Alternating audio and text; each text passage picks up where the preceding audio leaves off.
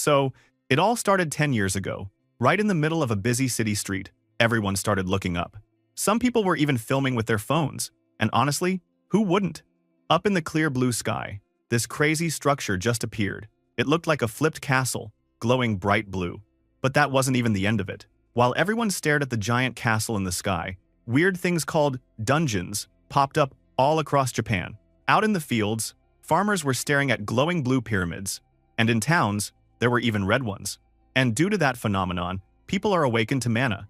Those blessed with superpower, talents become, which means they could use magic and challenge the dungeons. These mages picked up a ton of money and fame.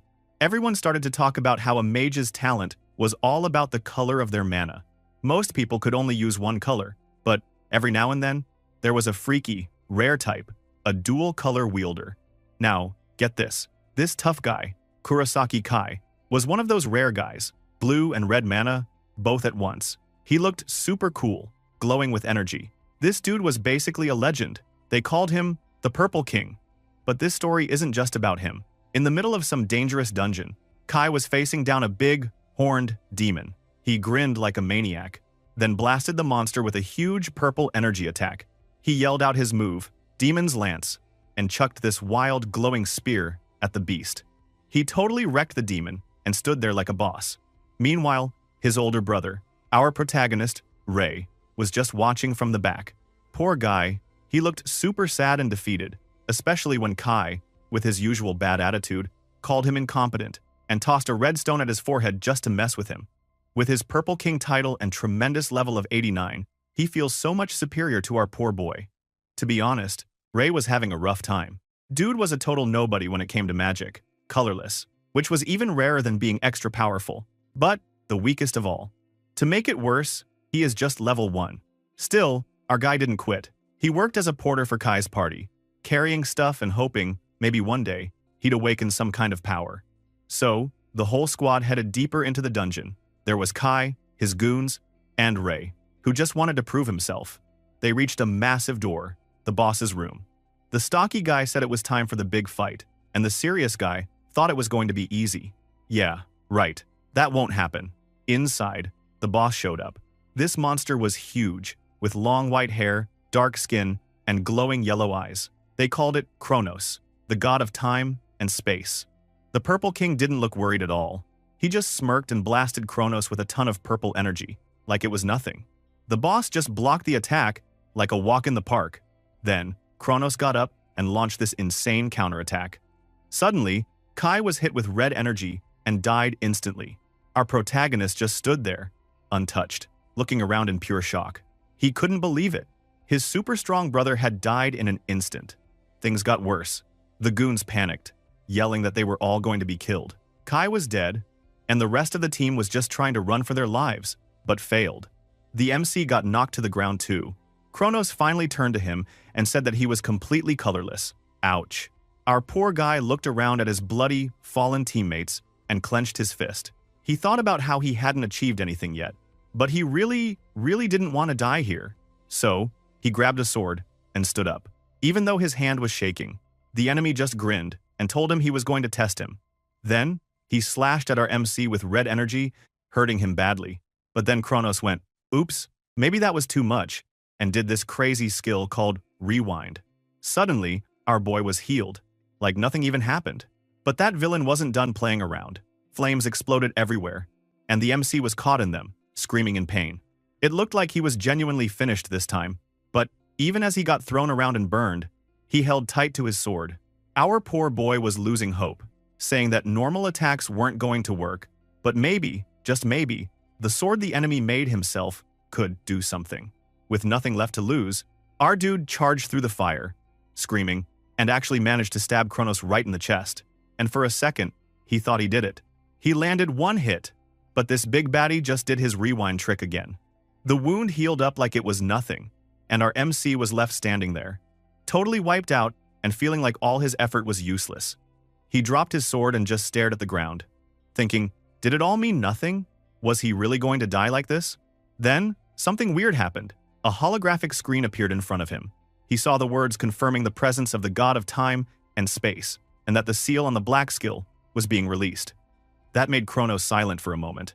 Next thing, golden screens popped up. He got a new skill drain, and even stole that enemy's rewind ability. Kronos freaked out, realizing what was happening. Our MC activated rewind himself, and the whole place exploded into this crazy storm of blue and purple energy. Clocks and gears spinning everywhere, just like the time was messing around by itself, until a white light just swallowed everything. And just like that, our guy woke up in a bed, in a simple room, daylight peeking in. He sat up, totally confused, thinking that he had desperately used the rewind skill, but had no idea what happened next.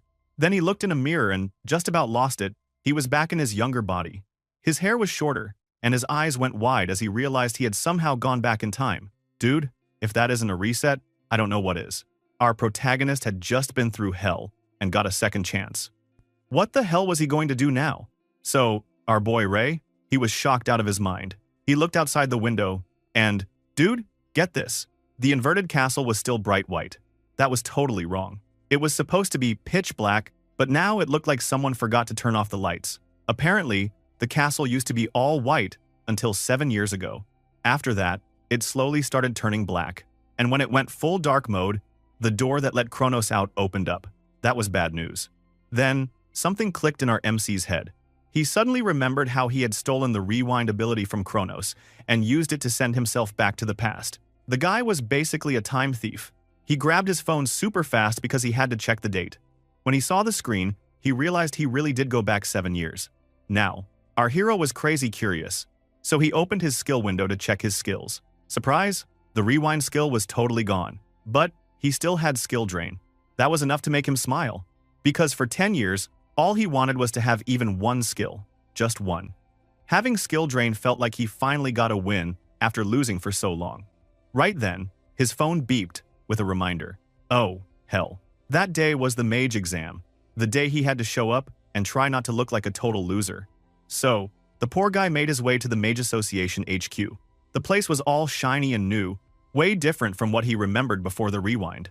He barely got inside when he heard someone behind him call him colorless. Ouch, bro. He turned around to see Godo and Oike, two guys who worked for his brother. These dudes were also the same ones who ended up dead in Kronos' room in the past. Now they were here, making fun of our MC for coming to take the mage exam. Again, they told him that he could try 100 times, but he would always be colorless, so why bother? They kept laughing at him, but our hero was not in the mood, so he just slapped their hands away and told them to buzz off. Next thing, he found himself in the examiner's office. The examiner was Hinata Reina, a B-rank mage who looked like she had seen Ray way too many times. She told him that if he kept doing this, he was going to get himself killed, but the protagonist told her that this time would be different. He sounded pretty confident, and since he already knew how everything worked, Hinata just sighed and took him to the exam room. The job was simple. Get 3 mana stones from some goblins. For people who had cool skills, this was easy, but Ray always struggled. But here's where it got wild. Something crazy happened that day. A super scary monster showed up in the level 1 dungeon, where nothing like that was supposed to be. He saw the monster in the distance, and, yeah, he knew what was coming. It was a red-cap goblin, level 37. That thing was way out of his league. Hinata freaked out and asked why a monster like that was even there. She pulled out her sword and told Ray to run so she could protect him. But our MC wasn't just going to run away. He remembered that before he went back in time, Hinata tried to protect him, fought the monster, and got so beaten up that she had to quit being a mage. Ray blamed himself for that, and he wasn't going to let it happen again. So, this time, he was ready. Our boy pulled out his short sword and threw it at the goblin, knowing the monster would just brush it off. The red cap had a skill that made it super strong, so the sword didn't do anything. The monster charged at Ray, and he just punched it in the head. Not the smartest plan, right? The monster got mad and was about to smash him. But then, boom! Ray's skill drain kicked in, and he stole the monster's body enhancement skill. Suddenly, he was way stronger. The goblin just stood there, totally confused about why it felt like a weakling. Before it could figure things out, he sliced it in half from head to toe like it was nothing. Hinata's jaw hit the floor. She saw him beat the red cap with just one hit, and even he couldn't believe how awesome skill drain was. He was so happy with himself that he almost forgot where he was. The girl quickly snapped him out of his daydream and demanded to know how he did that.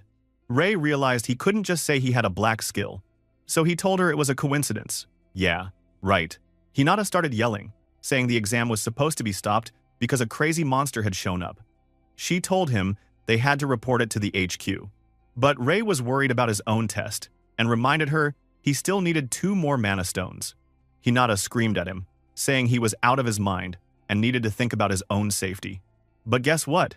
2 regular goblins showed up at the perfect time. Ray ran over and took them down super fast, just slicing their heads off. This lady was just standing there, mouth wide open.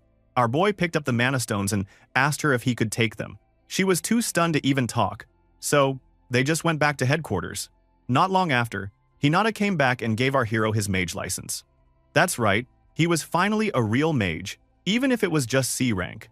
Ray looked at the license and let out a tiny smile. It took him so long to get here, but he finally made it. The administrator girl also showed him how much money he could get for the mana stones. Apparently, mana stones were super valuable because they didn't make any CO2 and could be sold to the association. Ray thought beating the red cap had to be worth something, but when he checked the payment, he almost freaked out. For regular goblins, he got 1,000, but the red cap gave him a whopping 3 million. That was insane.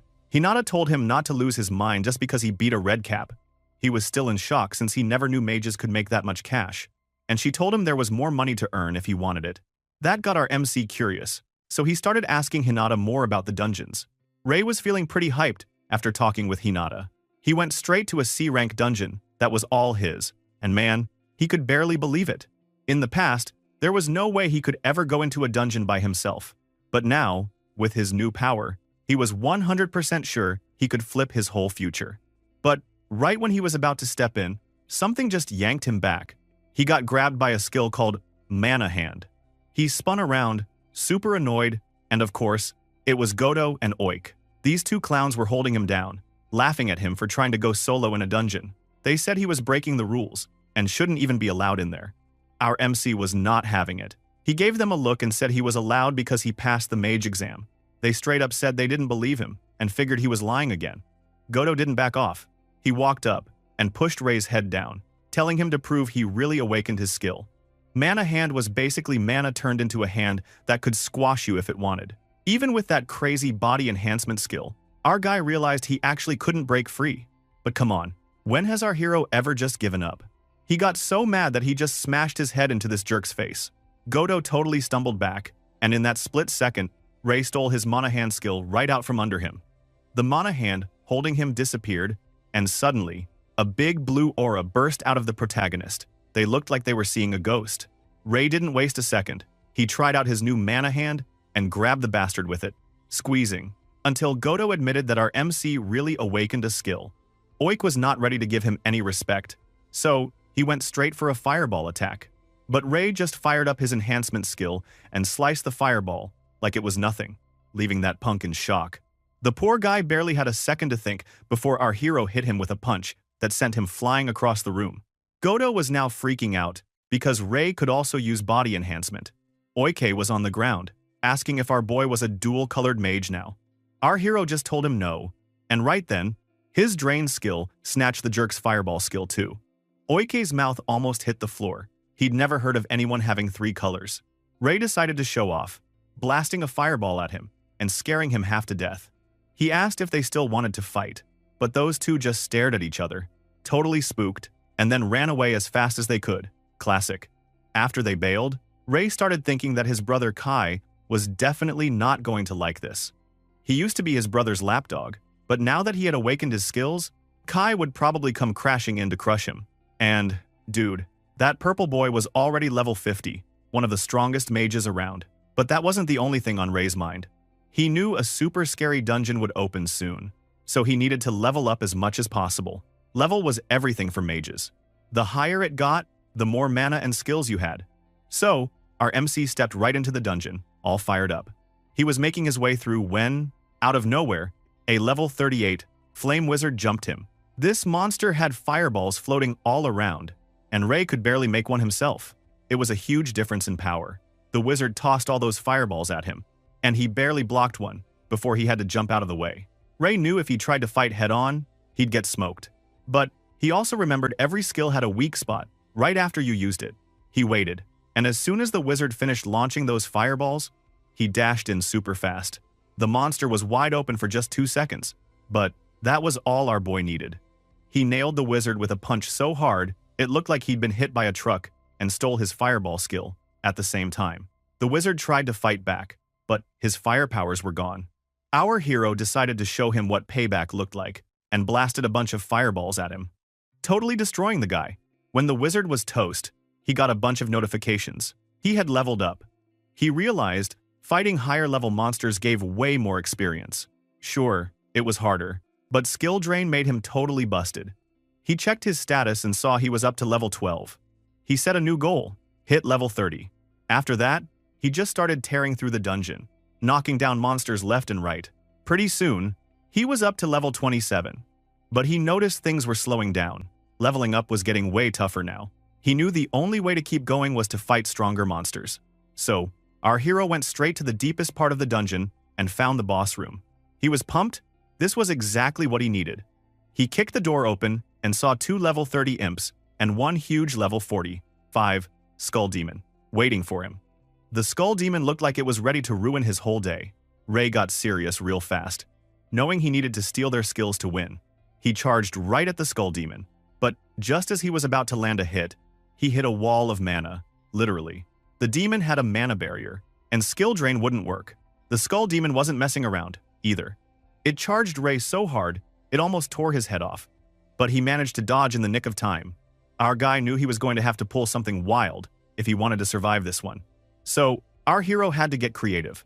He went after the 2 imps instead, slicing the first one down and stealing a skill called Ice Needle. Then, he decided the imp would look better as a barbecue and blasted it with a fireball. Not going to lie, that probably smelled awful. The second imp saw its buddy get roasted and looked like it was about to pee itself. Too scared to move, it just stood there, which made Ray's job even easier. Now that he had the Ice Needle skill, RMC turned his attention back to the other one. He shot the ice attack imp and instantly killed it. That trick finally worked, but then, surprise! The imp he just cooked got summoned right back on the field by the skull demon's weird magic. Talk about annoying. Ray was a little stressed, but he figured that more imps meant more XP, and he was totally down for a power-up. So, he took out the imp again, and sure enough, he leveled up. With this new level, he could handle way more mana, and something awesome happened. He unlocked a move called Skill Synthesis. He was so relieved. This was exactly what he needed right now. He wasted no time mixing Ice Needle and Fireball together. And just like that, he got a new move, Fire Lance. This thing looked insane, all red and blue, and he shot it straight at the skull demon. The monster tried its usual mana barrier, but the Fire Lance punched through, giving Ray the chance to get close. He shattered the barrier and smacked the skull demon hard, finally stealing its mana barrier. And while he was at it, he also snatched Extreme Body Enhancement. The skull demon was totally lost now. No power, no shield, nothing left. Our hero was not feeling generous. He finished off the skull demon by blasting a fire lance right through its chest, turning the monster into a pile of burnt bones. A big green mana stone dropped as the prize, and Ray's level went from 28 all the way to 33. He let out a huge sigh of relief. If it wasn't for skill synthesis, he'd be toast. He realized this was a super rare and powerful technique, and it only unlocked at level 30 or so. Just what he'd wanted, and he managed to nail it at the perfect moment. The system popped up to tell him he could now hold 5 skills instead of 3, and he just grinned. Things were about to get way easier for our MC. After picking up his loot and checking his skills, he left the dungeon and went to the headquarters to hand in the green mana stone.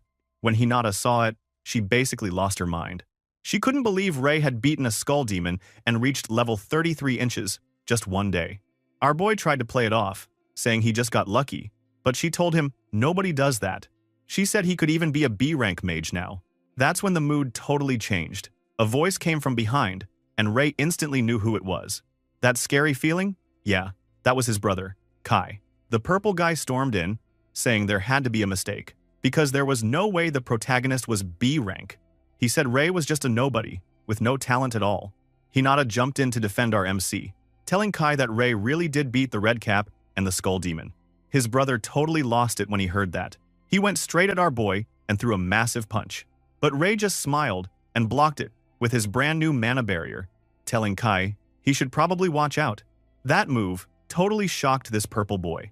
Now, he believed all those rumors about our hero, awakening with new skills. But honestly, Kai wasn't impressed. He told him not to get a big head and warned him to watch his back, saying he wanted to see what Ray was really made of. Hinata saw how wild Kai was acting and asked if he was about to start a fight. He just said there was no problem, as long as our boy could prove he was really B rank. If not, he was just a fake who snuck into the ranks. Ray knew that saying no would just make things worse, so he agreed. That actually surprised Kai and made him even angrier. The two brothers headed straight to the headquarters arena to settle it. The protagonist was no dummy. He knew he had to be careful with his mana, especially since his brother could use 5 skills at once, while he was stuck at 3. If he tried to go blow for blow, he was going to lose. So, he decided it was time to pull out something special. The fight started, and he threw out ice needles, while Kai blasted back with fireballs. The attacks hit each other, making a huge explosion and a cloud of dust. This punk couldn't see a thing, and Ray rushed in using body enhancement, catching his brother totally off guard. Kai was shocked to see him, using 2 magic types. It looked like our MC had finally leveled up. While he got closer, Ray started calculating how much mana Kai had left since he'd already used 1 skill. Then, he activated skill synthesis, creating the fire lance again. The purple boy was stunned, finally realizing our boy could use 3 color skills now. But honestly, Kai wasn't scared at all. Just as Ray was about to land a hit, the bastard launched a massive fireball that destroyed our hero's fire lance, knocking him right to the ground. Ray's face was all shocked. The fire lance had used up 2 skills worth of mana, but Kai broke it with a single move.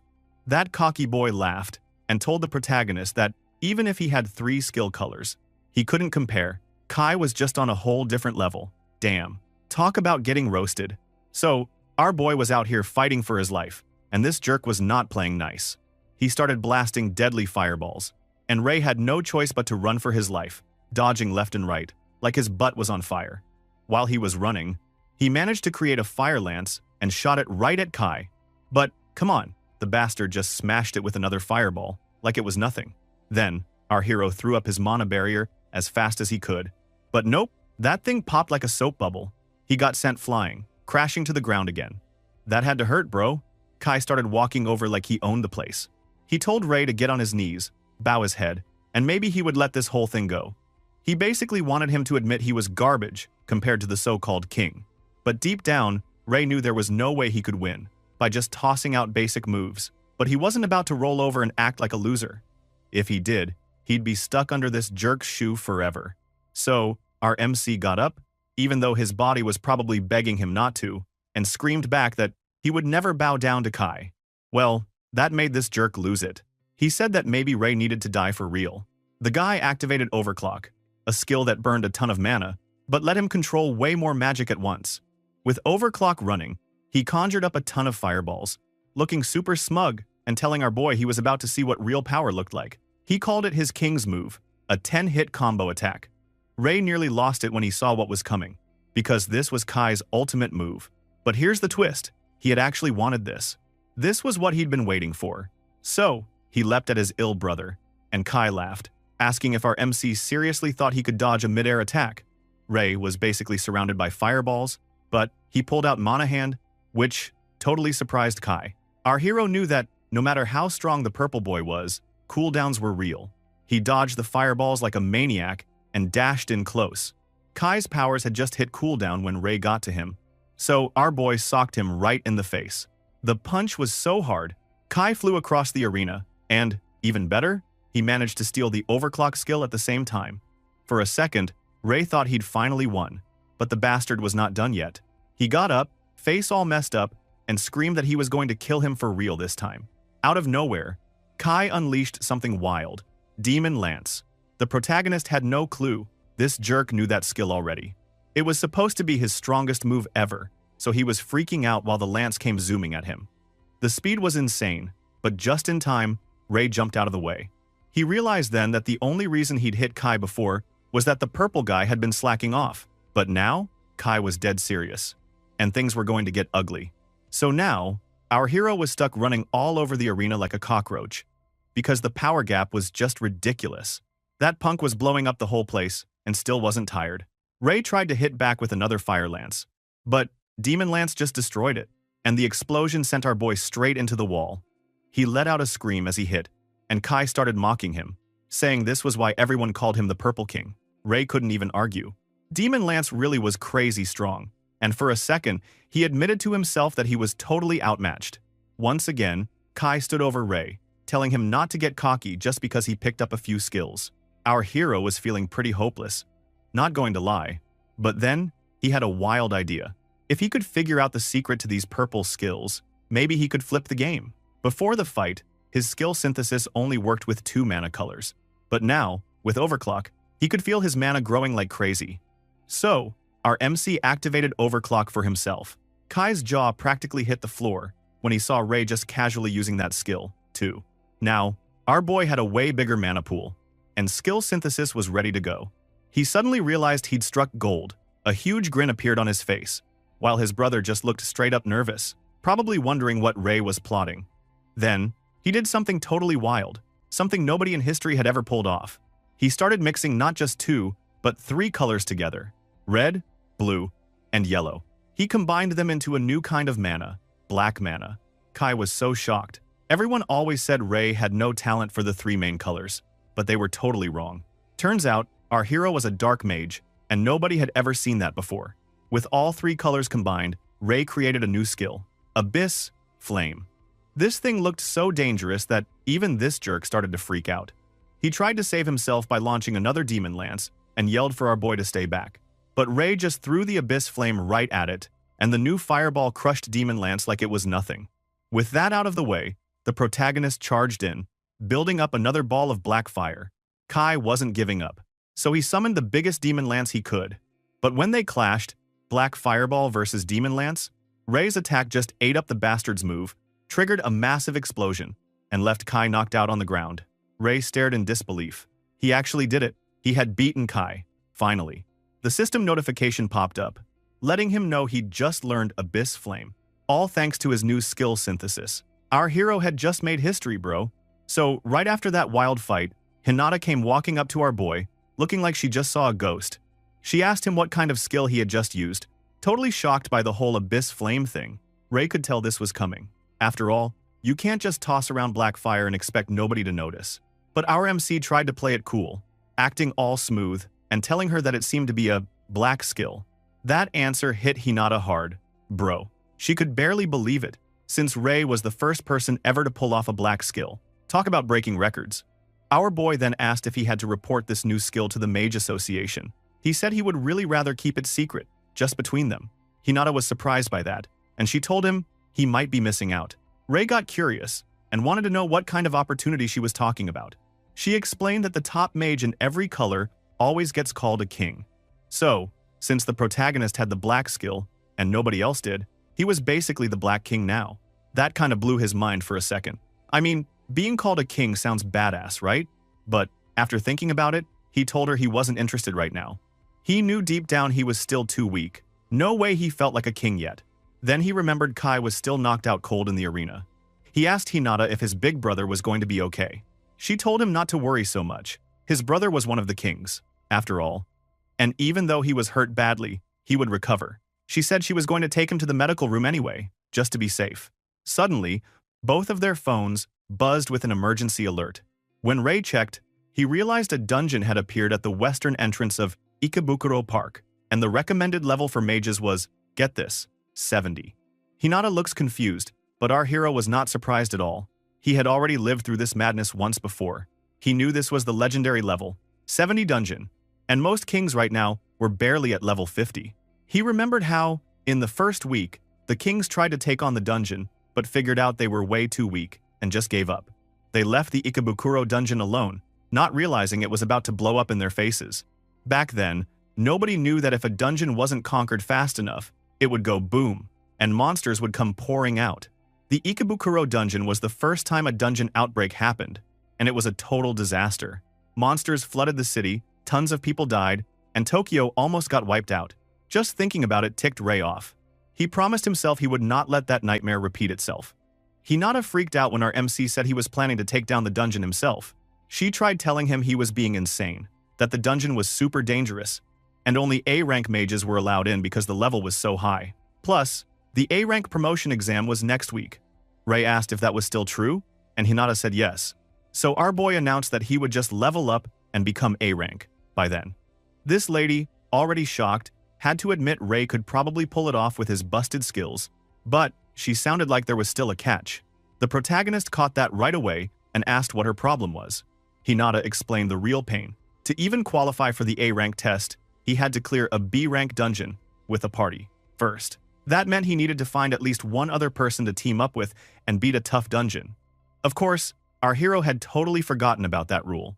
Ray checked his phone, but all he saw were messages from people saying, nope, there was no way they would party up with him. The deadline was tight, and soloing a B rank was basically suicide. So our MC was stuck, racking his brain for a way out of this mess. Just then, he heard some loud voices nearby.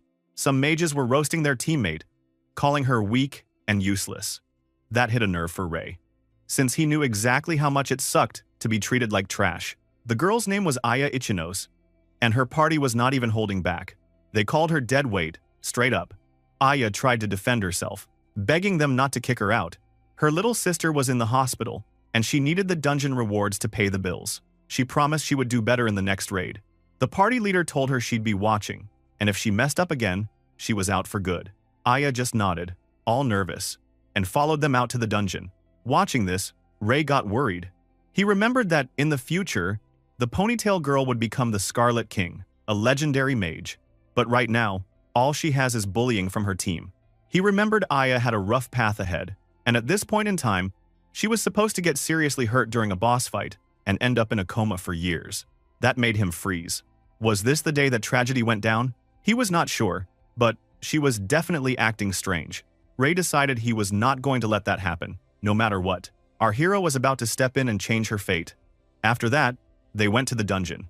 Her team ran into the boss, a scary level 45 monster called Dullahan. But instead of helping her out, the party leader did something totally insane. Bro, she actually shoved this ponytail girl right into the monster's range, using her as bait. This girl told Aya to go fight the boss all by herself, like she was some kind of throwaway piece. Aya tried to remind her that she had no chance against a monster like that on her own. But the party leader just told her that if she couldn't beat the boss alone, she was out of the team for good.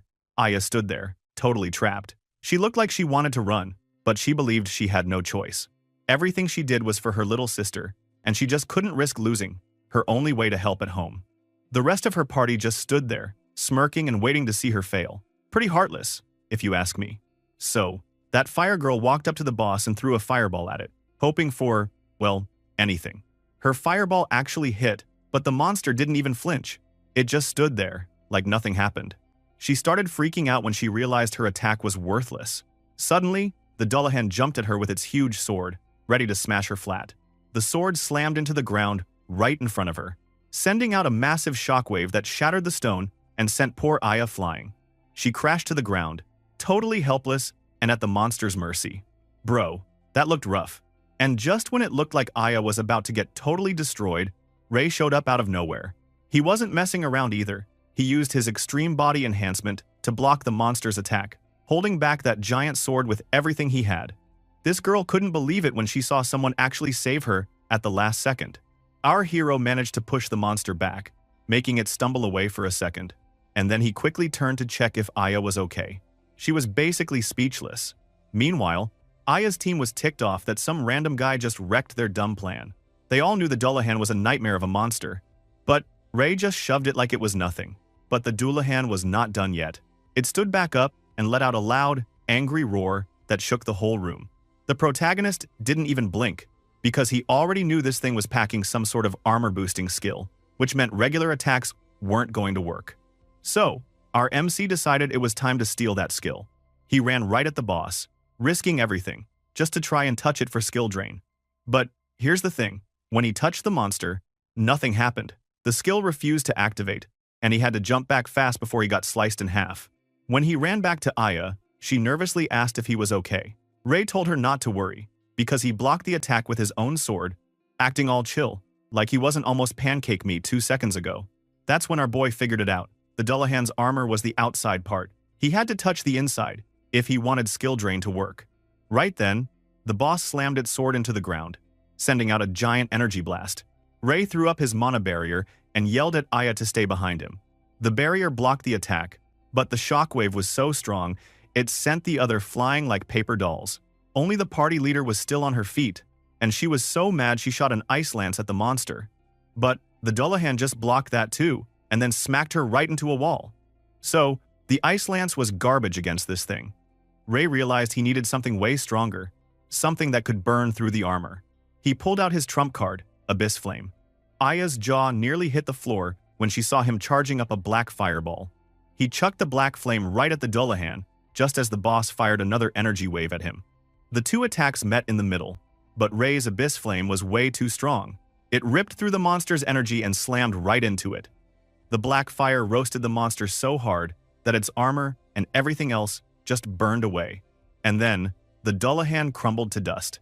With the monster gone, a big green mana stone dropped to the ground. But Aya was more shocked by our MC than anything else. She stammered out a thank you, still amazed that he saved her life and took out the boss in one hit. Ray just grinned and told her he was glad she was okay. But inside, our boy was feeling really proud. He actually managed to save Aya this time. Of course, the party leader dragged herself back up, looking like she just ate a lemon. She saw how strong Ray was, but her greed was even bigger. She marched right up to him and demanded the mana stone, saying her team signed up for the dungeon, so it belonged to them. Aya looked like she might explode, and she tried to remind her leader that our hero literally saved all their lives. Ray just shrugged and said he didn't mind handing over the mana stone, but only if this ponytail girl joined his party.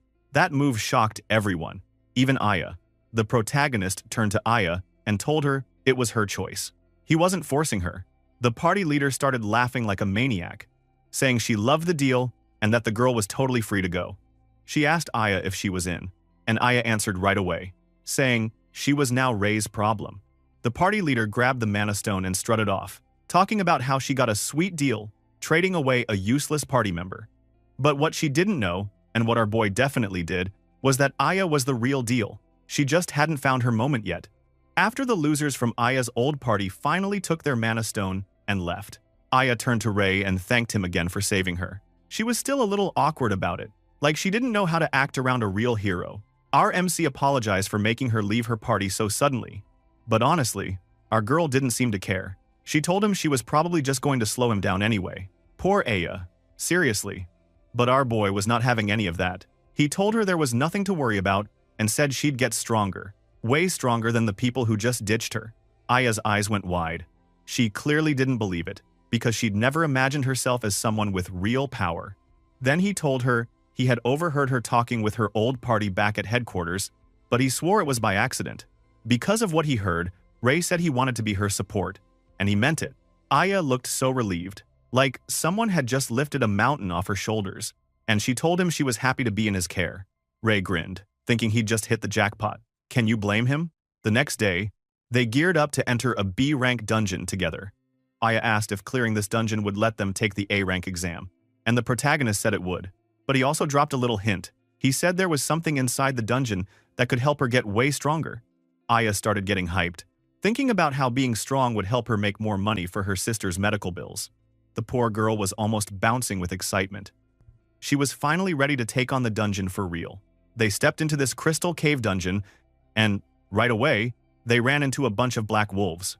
She nearly freaked out on the spot, but our boy told her to chill and let him handle it. He ran straight at the wolves, pumped up with extreme body enhancement, and just sliced through them like cheap paper. Aya stood back and watched, totally blown away. She realized Ray was on another level. Seriously, nobody in her old party could pull off moves like that. After clearing the way, our hero led Aya deeper into the cave, letting her know he had her back. He made her a deal. She'd follow his plan, and he'd support her as she fought. She nodded and moved up to face a bunch of the little monsters. Sure, she was only working with basic magic, but at least she was willing to step up and give it a try. She started tossing her fireballs at the little monsters rushing her, while Ray hung back and watched. Our boy clearly had a plan. He wanted Aya to hit her limit and figure something out about herself. Things got wild quick though. While this girl was busy blasting the small fry, some monsters crept up from behind, but Ray was already on it. He wasn't about to let anything screw up Aya's moment. Meanwhile, she was fighting hard, but these monsters just kept respawning like they were using cheat codes. Even worse, one of them bit her arm, and she started panicking about her mana running out. That girl was really having a rough day. While she was busy feeling sorry for herself, she noticed our hero off in the distance, fighting even nastier monsters, all just to make things easier for her. That hit her hard. She realized she couldn't keep whining. She had to actually do something if she wanted to grow stronger, like Ray said. Aya focused, got all her feelings boiling, and then chucked a lot of fireballs that were more intense than anything she'd ever done before. And get this, her mana wasn't even getting low. She was so shocked, she almost forgot she was in the middle of a fight. Our MC stood there with this proud look because he saw what was happening. Aya's true strength was her huge mana pool, and she'd finally realized it. Then, like a boss, she unlocked her new skill, Blast Furnace. Before they knew it, they reached the boss's room. There was a giant level 52 slime waiting for them, just chilling. Ray said this was Aya's time and told her to use that new skill. She nodded and let loose her Blast Furnace. The firepower was so nuts that she was scared. The protagonist was totally cool with it, though. He knew that Blast Furnace would boost her fire skills big time, even if it meant burning through her mana like crazy. But then, even Ray had to admit this was next level. Aya's firepower filled the whole room, turning it red, and the slime boss didn't stand a chance. She erased it, just like that. After the boss went down, Ray came over and congratulated her for killing it so hard. She was still shaking a bit, but then she started laughing, because even she couldn't believe how powerful she'd just become. Aya didn't waste a second before thanking our boy, because she knew it was his support that helped her get there in the first place. Once they finished the B-rank dungeon, the two of them returned to the surface. Aya pointed out that clearing it meant they could take the A-rank exam now. Ray confirmed it, but honestly, our MC was just itching to crush the exam and move on to his next plan. On exam day, they both showed up at the association. Hinata was there and explained that they'd need to have their combat abilities measured and would be paired up with someone for a mock battle. Ray was more than ready. He wanted that A-rank badge bad. Aya was excited too, even cheering our hero on and telling him to give it his all. But of course, nothing goes perfectly. They bumped into Aya's old party, the same jerks as before, with their annoying leader, Isoyama. The old party started trash-talking her for even trying the exam. That was when our boy stepped up and said Aya wasn't going to lose to cowards like them. Isoyama just laughed and started mocking Ray too, saying she could get way better party members than useless Aya. Then the old party's supposed better party member walked up, and it turned out to be a lady named Aono Yuri. Ray got super tense. He remembered from his past life that Yuri was basically a monster. She once soloed a dungeon, so tough, most people would have died just walking in. That run made her famous, and judging by the way things looked, our MC figured her ability was already par to A rank. Yeah, not the kind of person you wanted to mess with. Yuri walked right up to Ray, giving him a look like she was sizing him up for a fight. She told him that he seemed interesting, which totally caught our hero off guard. He just stared at her like, what the hell was going on? Aya noticed how weird Ray was acting and called his name, trying to snap him out of it. The second Yuri heard that ponytail girl say our boy's name, she had this little light bulb moment and realized he was Kai's brother. On top of that, she already heard that Kai lost to him. That news hit Ray like a truck. He had no idea the rumors had spread that far. Aya's jaw dropped too, and she couldn't help but ask him if it was really true that he beat Kai. Yuri turned back to Ray and, in the most chill way, told him that even if he was impressive, there was absolutely no way he could beat her. She said Kai, the so-called Purple King, was still weaker than her. Our MC knew he was in for a challenge. Dude, the confidence coming off her was insane. Before the tension could boil over, everyone gathered at the training center for the next test, the big golem beatdown. The association had a special golem covered in some super hard rock, and the mages were told to give it everything they had. Our hero was up first. He stood in front of the golem and got ready, making a fireball in his hand. All the other mages in the room started cracking up, saying only an idiot would use fire against something made of metal. He knew using fire was useless, but he had a plan. He dashed toward the golem, and right when he got close, he pulled off his trick. He mixed his fire magic with an ice attack, turning it into a fire lance. Bro, the fire lance hit the golem's head, and boom, the whole thing shattered, leaving nothing but smoke. The examiner ran over to check and said the golem was officially toast. Now, all those mages who laughed at Ray were just murmuring in shock, because they never expected him to one-shot that thing. Even Yuri looked impressed, saying our hero's combo was next level. Ray couldn't help himself. He was grinning, like a kid who just pulled off the best prank ever. Next up was Aya, and she had to take the mana pool test. She went to grab the crystal ball, but her old party started talking trash, saying she should be embarrassed for even being there. But then the device lit up, showing off the ponytail girl's crazy mana amount, and everyone in the room just stared. Isoyama started yelling that she must be cheating. Yeah, sure, keep telling yourself that. Afterwards, with all the boring stuff out of the way, the examiner announced it was time for the mock battles. For the first match, it was Aya versus Isoyama. Our girl kept her cool, while Isoyama looked like she was about to explode with excitement, eager to teach her a lesson. Once the fight started, this bastard fired a bunch of ice needles at Aya. She just blew them up with a massive fireball, sending ice shards everywhere. Isoyama's eyes almost popped out of her head. She was not ready for that, but Aya was just getting started. The red girl whipped up another fireball and sent it flying at Isoyama. That bitch, thinking she was slick, put up a mana barrier and started bragging that blocking Aya would be easy and she'd counterattack right after. But then, our girl didn't stop. She kept launching fireball after fireball, smashing Isoyama's barrier over and over. The bully's so-called confidence disappeared as fast as her barrier broke, and she turned to run away. Not a great idea. Aya's attack sent some rubble flying, and one big chunk smacked her right on the head, dropping her to the ground. The examiner rushed in to stop the fight and declared this ponytail girl the winner. Bro, Isoyama looked like she wanted to melt into the floor. She just couldn't deal with the fact that Aya had totally passed her up. Our girl came back from the fight with her face glowing, and Ray gave her some serious props for how awesome she did. Aya said she still couldn't believe she won, but she wished him good luck, since he was up next, against Yuri, no less. That blue girl was straight up calm as ever, and she told Ray to come into the arena. As they got ready, Yuri asked him if he had a special reason for taking the exam. He stayed silent for a second, so this girl said she could tell he looked way more serious than the other mages. Ray finally answered that he had something he needed to do, so he couldn't let Yuri stop him, no matter what. She liked his spirit and, just for fun, let off a little bit of her crazy strong aura, letting our boy know she was not someone to mess with. Yuri was honestly impressed by that kind of confidence. She just grinned and said they should stop talking and get to the fight already. Oh man, this was about to get wild.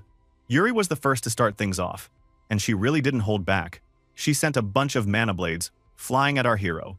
The poor guy pulled out his sword and tried to block them, but it wasn't easy at all. Turned out, the blue girl was using a skill called mana conversion, which let her control her mana however she wanted. That was bad news for Ray, because suddenly Yuri hit him with a huge attack that almost smashed him flat. Somehow, our MC managed to dodge at the last second. She gave him this evil grin, saying he was lucky not to be toast already. Ray had enough of getting pushed around though. He made up his mind to fight back instead of just running. He dashed toward her, but Yuri was not about to let him get close. She fired off more long-range attacks, but our hero threw up his mana barrier, yeah, the one he stole, and blocked them all. Then he sprinted in and swung his sword super hard, hoping to take her head off, but she just jumped back like it was nothing. She was still in the air when Ray tried to finish things with his fire lance. But nope, Yuri used that same mana conversion skill to make a shield. Her shield totally blocked his fire lance, and she even said he gave it a good try. The protagonist started sweating because it felt like her defense had 0 weak points. He could see now that Yuri was an absolute monster. But she wasn't done showing off. She fired a bunch of long-range beams at Ray, forcing our boy to run around the arena like a maniac. While Ray ran, he couldn't help but think these attacks were a real pain. Yuri started to mock him, saying that if he thought he could win just by running away, he was dreaming. Our MC finally turned to face her, and she locked right on, ready to finish him off. It looked like it was over, but Ray was no dummy. He had something planned. Just when it looked like he was about to get hit, he powered up with his physical enhancement and sliced through every single attack that came his way. Yuri was totally shocked.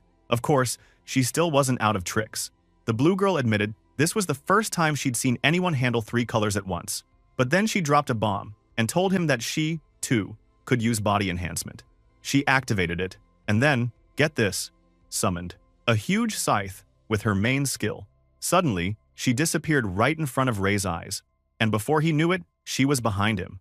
Our hero nearly lost his head, but managed to spin around fast enough to block the scythe.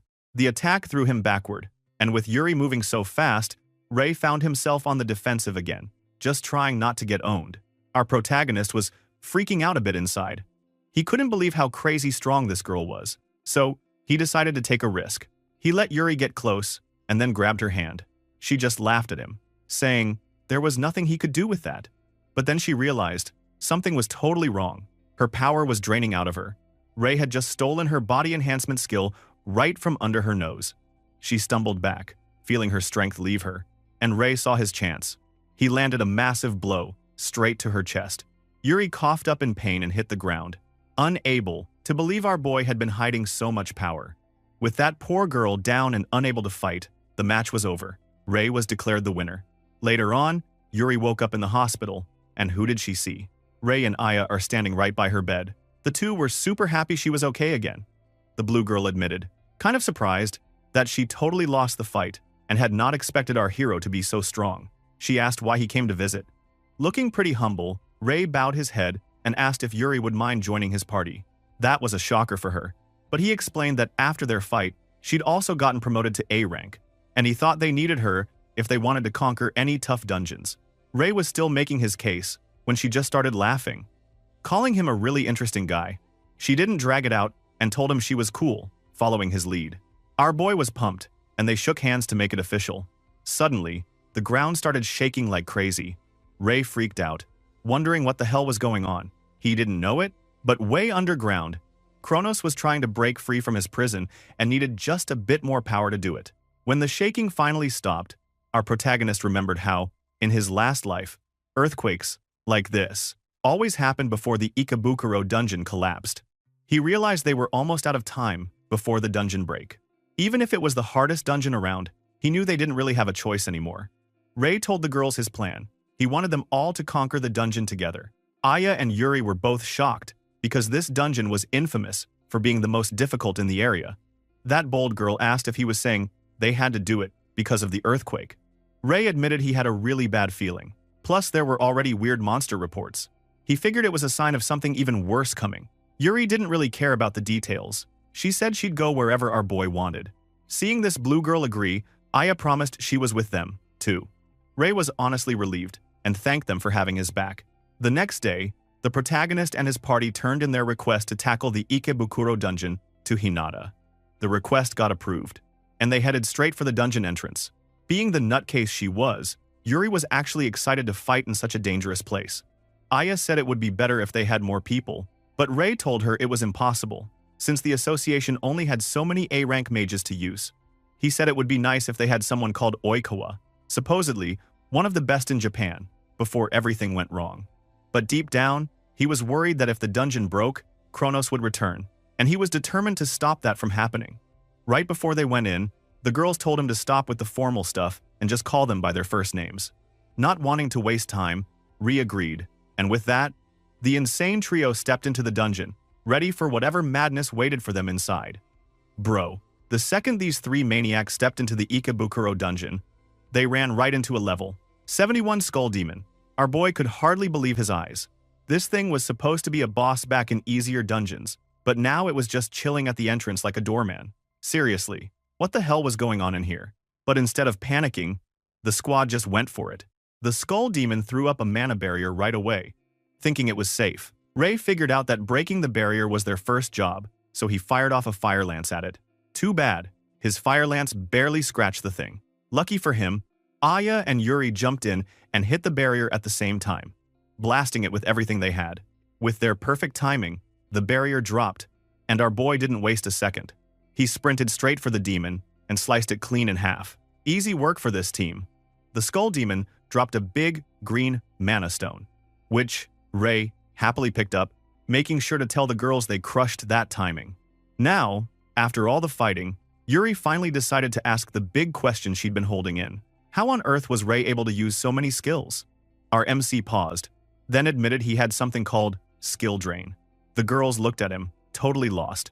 So, he explained that just by touching someone, he could steal their skill. When Yuri realized what that meant for their duel, she looked kind of freaked out, but Ray told her he'd already given her skill back. Aya, on the other hand, was about to pass out from shock. She never expected him to be that broken.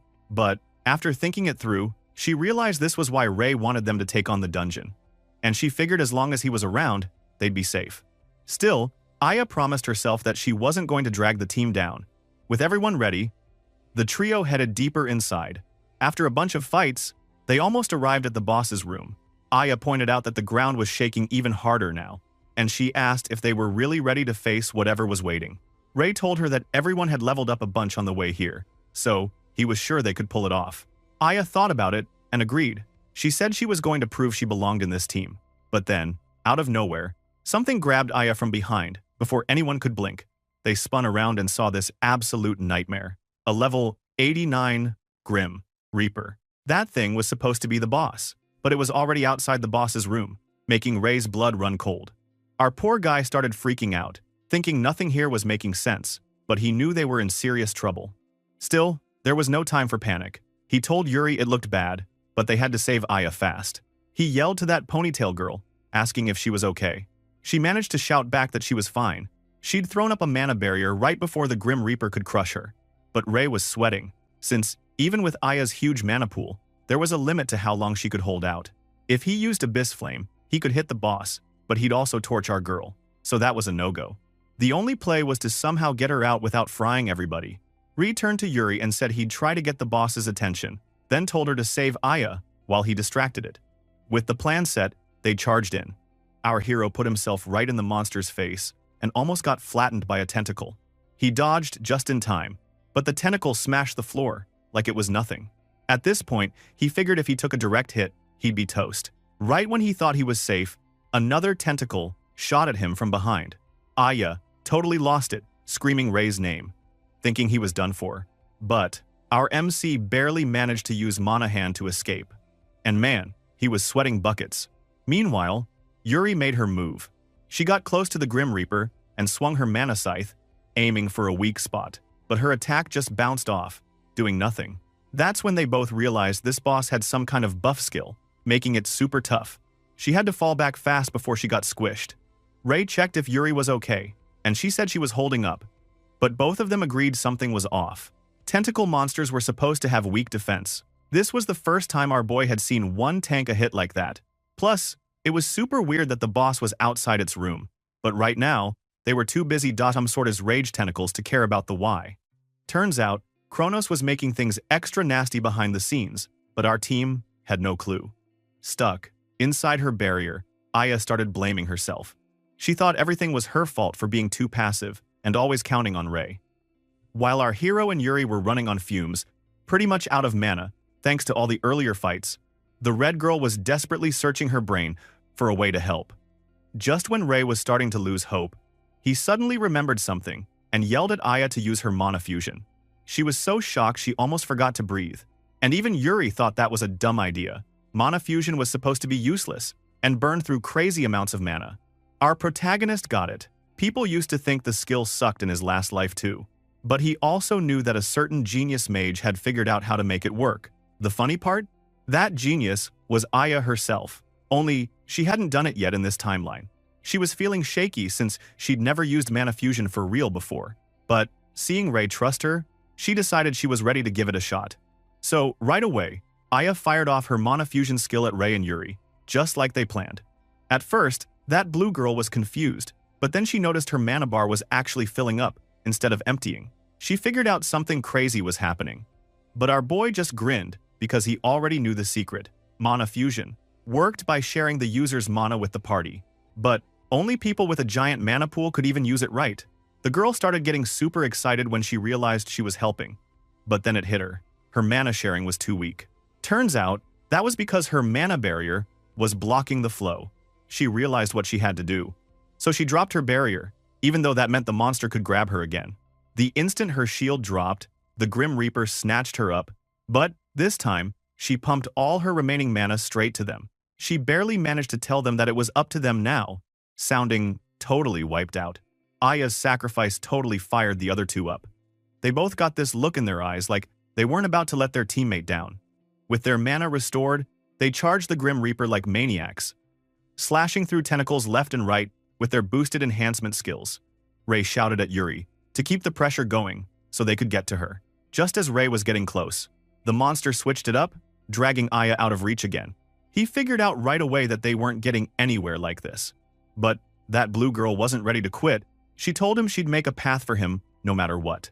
Next thing you know, Yuri cranked up her main skill and unleashed so much aura that she straight up made stairs out of energy. Yeah, magic stairs. Ray didn't even waste a second. He thanked her and dashed up the glowing steps like a man on a mission. The Grim Reaper tried to block him with more tentacles, but he just chopped them to pieces, slicing his way through. He got to Aya, cut her loose from the monster's grip, and carried her back down. On the ground, Ray checked if our girl was okay. She slowly opened her eyes and managed a weak smile, saying our boy was just as crazy, impressive as ever. Yuri ran over and told Aya that she actually saved the whole squad with her skill, and that she had some insane guts. The team had rescued this ponytail girl, but the fight wasn't over yet. The boss started regrowing its tentacles. This blue girl realized they were in big trouble again, and asked Ray what the plan was. Our MC told her to trust him and leave it all to him. Even if she thought he was a little nuts, she agreed, and Ray charged the monster, this time, without even picking up a weapon. Yuri watched, shocked, as the protagonist sprinted straight at the Grim Reaper, barehanded. The monster tried to block him with another tentacle, but he hit overclock mode, doubling his power and lighting himself up with a wild, dark aura. Then, our MC fired off the Abyss Flame skill, blasting the Grim Reaper in the face so hard that its head just split open. The monster hit the ground, totally destroyed.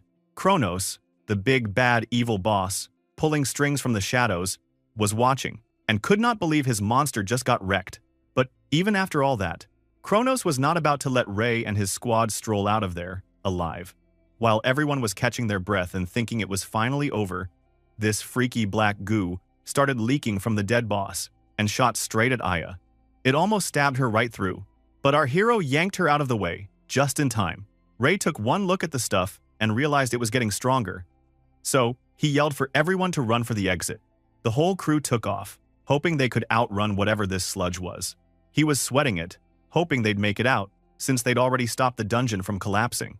But just as they were about to reach the door, the evil goop closed the distance and was ready to swallow them. Right at the last second, a golden shield dropped down and blocked the attack. A tough-sounding voice told them to step aside. They turned around, and who do they see? It was Oikawa Hikaru, the absolute legend. The girls were stunned, especially since Ray had name-dropped that blonde guy before. Our MC confirmed that this was the same S-rank mage he wanted help from. Oikawa was the Yellow King in his previous life, stronger than all of them put together. Ray knew they'd be dead meat if this shield boy hadn't shown up with his insane barrier magic. Oikawa just winked, saying he was glad he made it in time. He explained he'd been handling another dungeon for the country when he got a call from someone. Our boy thought maybe it was Hinata. Then he shocked our hero by saying he knew about him because he was Kai's brother. Ray braced for trouble, but Oikawa told him not to sweat it. He was just interested, that was all. Our MC finally relaxed and thanked him for the save, but Oikawa just brushed it off like it was nothing. He said Ray must have done something wild to beat that boss. Right then, the monster's mana stone dropped out. He was so shocked by how huge it was that he tossed it to our boy, who almost dropped it. That flashy dude gave Ray a little congrats and said he'd be keeping an eye out for him. Then, he strode out of the dungeon with the squad following behind, probably looking like they'd been through a tornado. Back at the association building, Aya commented that Oikawa was definitely an interesting guy, and the protagonist agreed, still looking a bit starstruck. The second Hinata spotted them, she started full-on screaming, demanding to know if everyone was all right. The woman was losing her mind because they'd taken way too long in that death trap. She scolded Ray for just charging in after Hanky'd be his form, especially since this dungeon was the worst of the worst. Hinata then asked how far they got, probably expecting them to say they were still on the first floor or something. When our boy said they'd actually cleared the dungeon, the administrator girl and all her assistants absolutely lost it. The whole building started screaming like they'd seen a ghost. Bro, talk about a legendary run. The news about the Ikebukuro dungeon being conquered spread like wildfire everywhere. People are going crazy, trying to get in touch with whoever managed to clear the place. Reporters swarmed Aya, and she told them that she finally had enough money for her sister's medical bills. She also thanked Ray for giving her such a huge chance. Meanwhile, over in the salty corner, Isoyama and her old buddies watched all this, looking like they'd just swallowed a bug. Isoyama still wanted to believe that our girl had cheated somehow, even though everyone else knew what was up. Ray's brother, Kai, was not having a good day either. He looked totally pissed when he heard that our protagonist, of all people, was the one who did it. The news about Ray went all over the place, mostly because people used to call him colorless, and now he was suddenly famous. Group chats blew up, with people calling each other out and saying maybe they should apologize for talking trash about our MC before. While everyone was busy freaking out about Ray's new rep, the poor guy himself was only thinking about how he got this far, thanks to his friends. He knew he still needed to get a lot stronger. 3 days later, our boy showed up at the association building because Hinata had summoned him. The girls came along too, and the whole squad was stunned when that receptionist girl said they had received an official request to conquer another dungeon. Aya couldn't believe it, since they'd only just become A-rank mages. Hinata explained that, because of their last big achievement, the association was letting them take on requested missions now, which was a really rare thing. Usually, mages had to ask for permission to explore, but this time, they actually got picked. This ponytail girl grinned at Ray and told him that everyone was counting on him. He shook his head and said that it was the whole party that mattered, not just him. Our boy then wanted to know who sent the request, but the administrator girl said she couldn't tell them, since the higher-ups wanted to keep it a secret. Of course, Yuri was instantly fired up and said they should take the mission just because it sounded like fun. Ray agreed to go along with it, since the association was officially involved, so it probably wasn't anything shady. Right then, Hinata casually mentioned that an S-rank mage would be joining them on the mission. The next day, the crew headed out to meet this mysterious S-rank mage. Aya was curious about who it would be.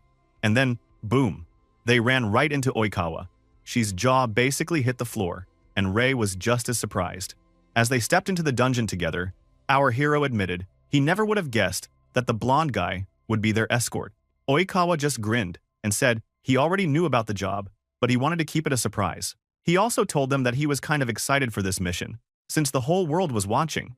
Aya whispered to Ray that the flashy boy was way too chill for a top mage, and our MC agreed, but told her not to forget that the guy was still S-rank, no matter how goofy he acted. Ray asked Oikawa if it was true about a tricky mechanism inside the dungeon. This guy nodded and explained that the scout team had reported a big wall of fire blocking the way. Our hero wanted to know how they were supposed to get past that, and Oikawa just shrugged like it was nothing, saying he had his barrier skill, so the wall was no big deal as long as he was around. Ray had to wonder if this dude was a little too confident and maybe thought the dungeon would be easy. Almost like Oikawa read his mind, he told our protagonist that the party was about to see just how cool he really was, because he'd be carrying the squad on his back. But right after that, a huge wave of monsters crashed onto the scene. Ray told everyone to get ready to fight, and, deep down, he was itching to see what an S-rank mage could really do. Suddenly, some bug monster came at them, and, bro, Oikawa didn't even move. He just sat down in the corner, looking like he'd seen a ghost. The guy actually told the trio to handle the monsters because he got a phobia of insect-type monsters. Aya called him out, reminding him about all the big talk. But Ray just told his team to ignore the coward and focus on the monsters. The trio jumped into action, throwing out long-range attacks left and right. Yuri charged in, saying these new monsters were nothing compared to what they'd already fought. The girls took out most of the enemies, and our MC finished off the stragglers with a fire lance. Oikawa just stared, totally stunned, like he didn't expect that at all. As soon as the fight was over, our girl cheered Ray. That flashy boy finally crawled out of his hiding spot and said he hated bugs, so he was glad the team saved him. But, plot twist, suddenly, some wolves jumped out from behind and lunged at him. This time, Oikawa got serious, snapping his fingers and trapping them inside a glowing square box, crushing them in an instant. Ray and the girls just gawked at him. He asked what kind of skill that was, and this blonde guy said it was called Square Box, just one of his many barrier skills. He explained that it worked great on smaller monsters, but not on huge bosses. Ray was amazed because he'd only heard of this skill before and never actually seen it with his own eyes. After that, Oikawa said they should keep moving. Our hero followed behind him, still in shock, realizing Oikawa was the real deal. That guy was basically everything people said an S-rank mage should be. Soon, they came to the wall of fire, just like in the reports. Even from a distance, they could feel the crazy heat. The flashy boy just stepped up, made a path right through the flames with his barrier magic. The team walked through, pumped up and ready. Not long after, they found a tunnel leading to the boss's room. Ray said they were all good to go. So, they moved in together. What nobody knew was that Oikawa was watching our MC closely, waiting to see if he was actually legit or just a big fake. Inside the boss's room, Ray immediately complained about how insanely hot it was. So obviously, their next enemy was going to be something fierce. Then, the boss stepped out. It was a level 68 Flamegarm, and just seeing it sent shivers down Ray's spine.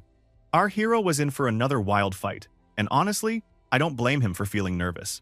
That thing looked like pure trouble. As soon as the Flamegar boss started walking toward them, Ray totally freaked out.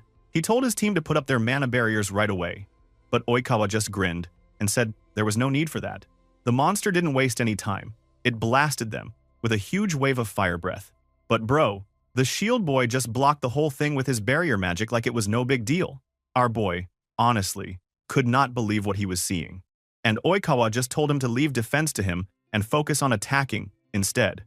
Ray took a second to think about what to do next. He understood that the blonde guy's barrier was tough, but if that flame attack got even crazier, the barrier might break. He thought about using his Abyss Flame, but then realized it just wasn't going to work. The monster was too fast, plus that skill ate up a ton of mana, and a boss-level monster like this needed another plan. So, our MC decided to take the lead. He told the girls to watch for any openings and attack.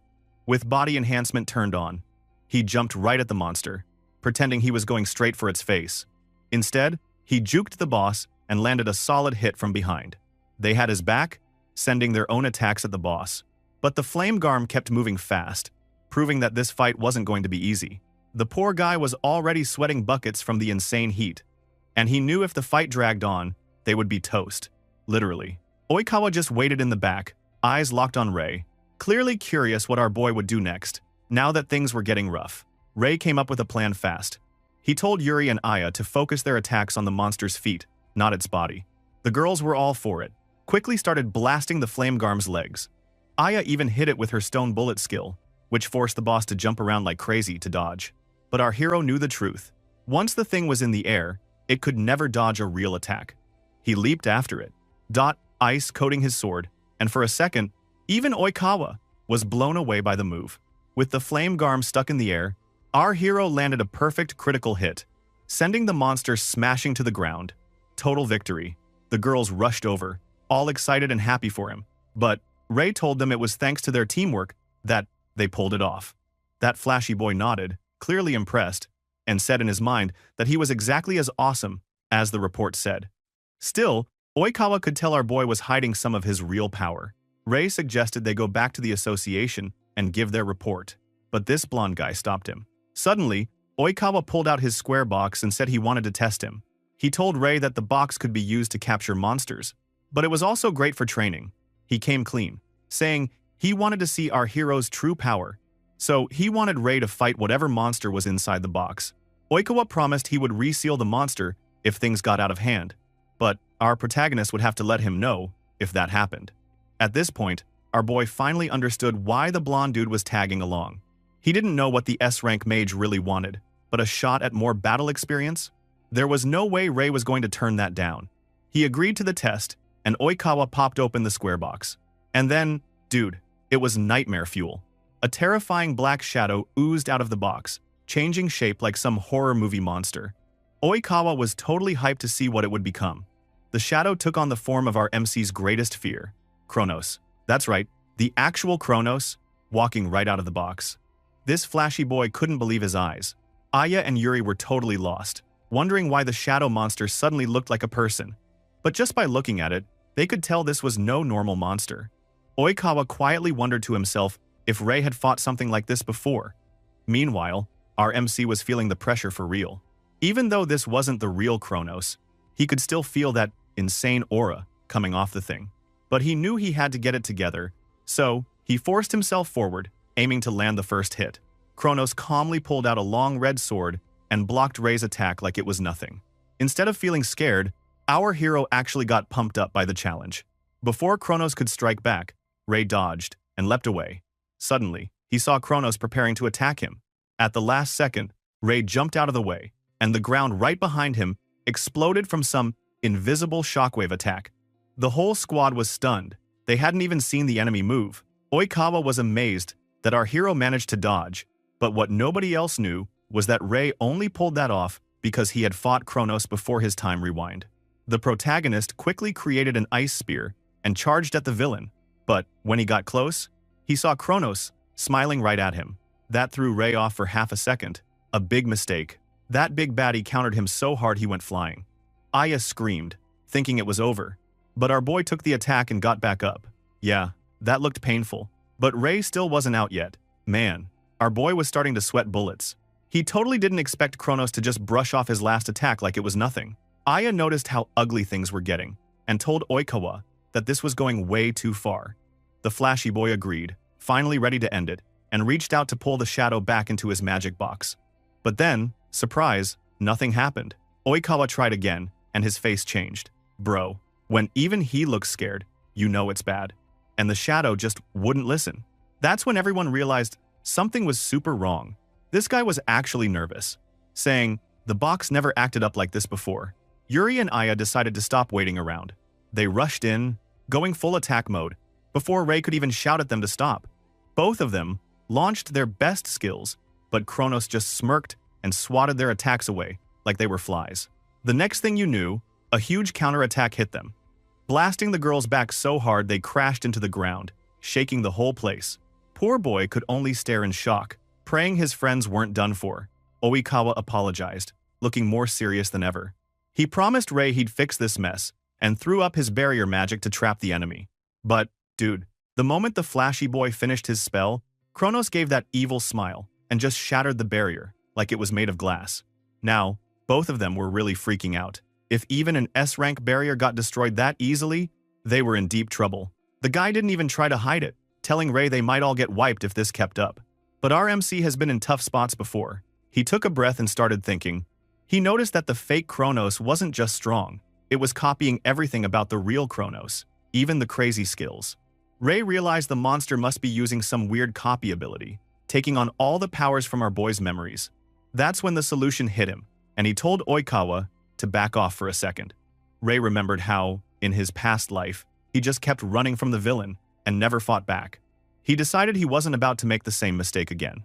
So he powered up and leaped straight at the monster, even though his hands were shaking a little. Kronos swung his sword with insane force, but our protagonist dodged at the last moment and closed the distance. He finally got close enough to touch the monster, then activated Skill Drain with everything he had. There was a wild surge of energy, and suddenly the monster just crumbled into dust. Bro. Oikawa was standing there frozen, sweat dripping down his face. He kept asking himself, what the hell kind of move Ray just pulled off? For real. The guy looked like he'd seen a ghost. That was when the big shot S rank started seriously wondering just who our MC really was. 3 days later, Yuri and Oikawa were walking together through a weird building. The place looked mysterious. They started talking about the past few days, and this blue girl joked that the flashy guy should just be grateful. Ray didn't roast him for letting things get so out of hand. Oikawa agreed, but he told Yuri that our protagonist was way more impressive than anything she had written in her reports. They soon made it to a giant door, and when it opened, the Blue King, Hojo Itsuki, was waiting inside a huge room. Both of them gave him a deep bow, but Hojo told them to relax and not bother with all the formal stuff. Apparently, that blue boss had been away for a while, traveling to other countries and clearing dangerous dungeons everywhere. The Shield Boy was totally surprised at how much work Hojo took on, but the boss just shrugged and said the association bigwigs never gave him a break, and someone had to do the hard jobs. Turns out, the dungeon Hojo had just cleared was as brutal as the Ikebukuro dungeon. Even Yuri was impressed, saying the Blue King had taken on 10 of those crazy dungeons by himself. Not gonna lie, that sounded insane. Hojo decided to get down to business. He said he wanted to hear everything about Ray. So, Oikawa and Yuri started to spill the details, telling him everything they knew about our hero. The blue boss was impressed, and this flashy boy agreed, saying Ray might actually be even stronger than him, and he wasn't joking. Hojo was surprised that our boy was not just good at fighting, but could also steal other people's skills. What a cheat.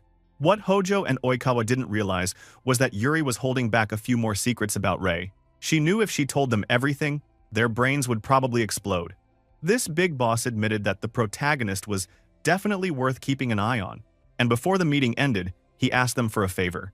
Later, Ray and Aya were strolling through the association building, probably just chilling, when suddenly Hinata came running out and yelled for our hero. She looked super stressed. Ray rushed over, asking her what was up. Hinata gave him this sad look and said she had no idea what he did to deserve this, but she had some bad news. Our MC just asked her straight up what the problem was, and she told him the Blue King wanted to meet him in person. Next thing you know, Ray was heading to Hojo's palace. As soon as he saw the blue boss, our boy was starstruck. Hojo wasn't just any king, he was the true color king in our boy's old life, the strongest of them all, always protecting the weak and saying the coolest stuff. Ray had always looked up to him and wanted to be just like him. But in the past, everything went wrong. Hojo died as a hero during a brutal dungeon collapse, sacrificing himself to save everyone else. That's why our hero was so shocked and nervous to meet him now, wondering what the legendary Blue King could possibly want with a guy like him. Ray was still overthinking in Hojo's fancy room when, out of nowhere, Yuri appeared. Man, she just popped up with Oikawa standing there too, and poor boy almost jumped out of his seat, but the Blue King told Ray to chill because he was about to explain everything. Turns out, Oikawa and Yuri weren't just there to hang out, they were actually scouts. Not just any scouts either. Hojo revealed that these two were members of the Apostles of the Holy Staff. Bro, our hero had heard that name before, and it sent a shiver down his spine. Aya jumped in, explaining it for him. That was an elite team, directly under the Blue King himself. Basically, the real big leagues. Then that blue boss dropped another bomb. He admitted that he was the one who asked Ray to clear the dungeon, and that the blonde guy was sent to keep an eye on him. Suddenly, it all made sense to him. They just wanted to see what our MC could really do, which was why they threw him at that crazy monster. Yuri even confessed that she joined up with Ray's squad just because it looked fun. Yeah, she was wild like that. Hojo decided to be super honest now. He said he was interested in our hero. He wanted him to join the Apostles. But there was a catch. A mage with more than one color of mana is quite doubtful, since they often had too many secrets. So, he wanted to see Ray's true nature first. Then the real question came. The big boss wanted to know what Ray truly wanted. Our boy took a second, thinking hard about it. He finally told Hojo that he wanted to get stronger than anyone else. This Blue King grinned and asked if that meant Ray wanted to be both the strongest mage and the king of a color. Even someone who could surpass Hojo himself. Our protagonist thought about it for another moment and said that, yeah, he wanted to be even stronger than him. You could see that Hojo was loving that answer, and then officially asked Ray if he joined the Apostles of the Holy Staff. Both Ray and Aya just stood there, stunned. The Blue King added that he was sure our hero would do great with all the other top mages. Ray accepted, and Oikawa told him to follow along. Soon enough, they walked into a room packed with elite mages. These were the real Apostles of the Holy Staff, all under Hojo's command.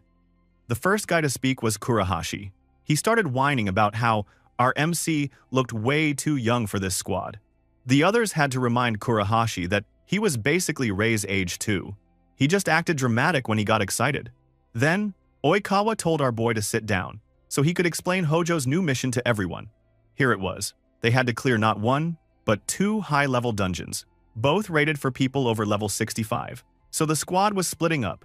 Oikawa, Yashiro, Shiro, and Azuma would hit up the Makuari dungeon, while Ray's crew would go for the Tama dungeon, and Kurahashi would be joining them. That's when Kurahashi totally lost it. He freaked out about being paired with our hero's team, asking what he did to deserve this. Yuri started teasing him, asking if he hated the idea, and he admitted it bluntly. Oikawa tried to calm him, saying Ray was strong enough, and, plus, he had 3 colors of mana, but this hot-blooded guy was not having it. He argued that having a lot of mana colors didn't prove anything. After all, our MC's brother Kai had that too.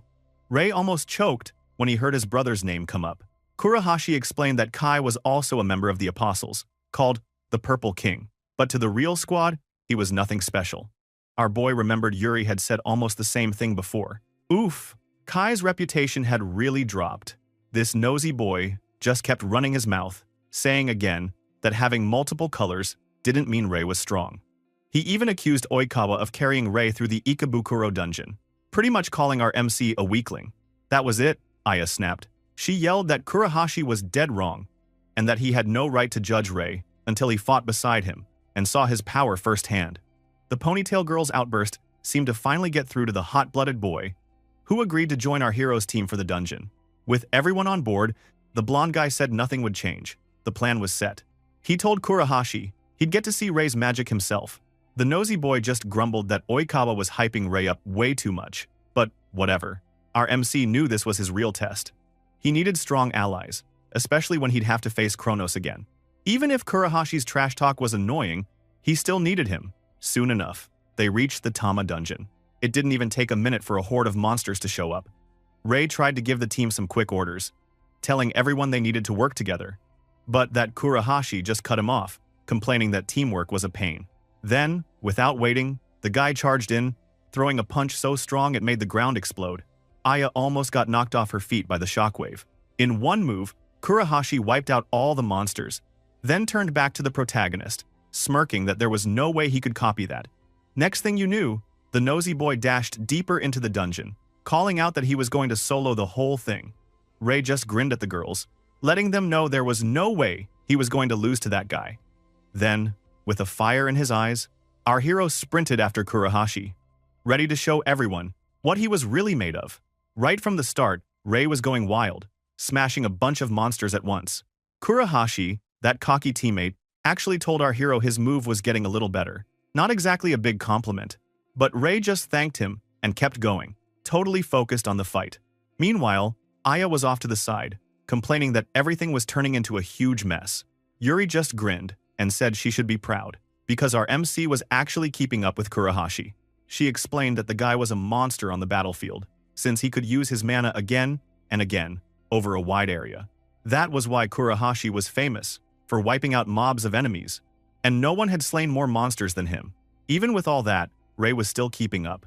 The blue girl had a big smile, as she said our boy was an amazing mage. 10 minutes later, the whole squad made it to the boss's room, which left Aya with her jaw on the floor. Our protagonist could feel something changing inside him, like the competition with that nosy boy was lighting a fire in him. But then, as they stepped into the boss's room, everyone froze. Above them was this giant floating eyeball, just staring them down. Before they could even prepare, the boss started sucking in all the monsters they had just beaten. In a messed up twist, the boss absorbed all those monsters and turned into something even scarier. A massive chimera beast. Nobody had ever seen a monster like this before. Since they had no idea how it worked, Rei tried to warn Kurahashi that they needed to be careful, for once. Of course, the nosy boy ignored him completely and charged straight at the creature, acting like there was nothing to worry about. Then, Kurahashi jumped at the chimera and threw a fiery punch that left flames burning in the air. The team held their breath to see if he could one-shot the monster, but when the smoke cleared, the beast was still standing. This hot-blooded boy realized his attack got blocked by the monster's arm, and before he knew it, its other arm shot out and tried to punch him. Bro, this guy was in real trouble, about to get his head ripped off. But our hero wasn't about to let that happen. He used Mana Hand to yank Kurahashi away from danger, just in time. He checked if Kurahashi was okay, but that guy only cared about not losing to him. That's when they saw something nasty. The chimera started regenerating, fixing all the damage like it was nothing. Then the monster raised its head and began charging some kind of insane energy. Rei realized right away, and he yelled for everyone to dodge. The next second, a deadly laser shot out, blasting the spot where they'd just been. If they hadn't moved, they'd be toast. Even Kurahashi looked freaked out. But he noticed the monster couldn't shoot lasers nonstop. Yuri decided enough was enough and said it was time to fight back. She sent a bunch of ice spears at the chimera, but they just bounced off. That's when Yuri realized only the hot-blooded guy's fire had actually hurt the thing. Rei saw they were in a bad spot. If they kept waiting, the monster would just fire off another laser, probably even worse than before. He needed to get to the main body, but those huge arms kept blocking everything. That's when he came up with a plan. He told Aya to use Mana Fusion on Kurahashi. The girl was surprised but did what she was told, sending so much mana into that guy that he actually screamed. Rei told Kurahashi to attack the main body while he had this boost. Kurahashi, all powered up, jumped at the monster and blasted its body with everything he had.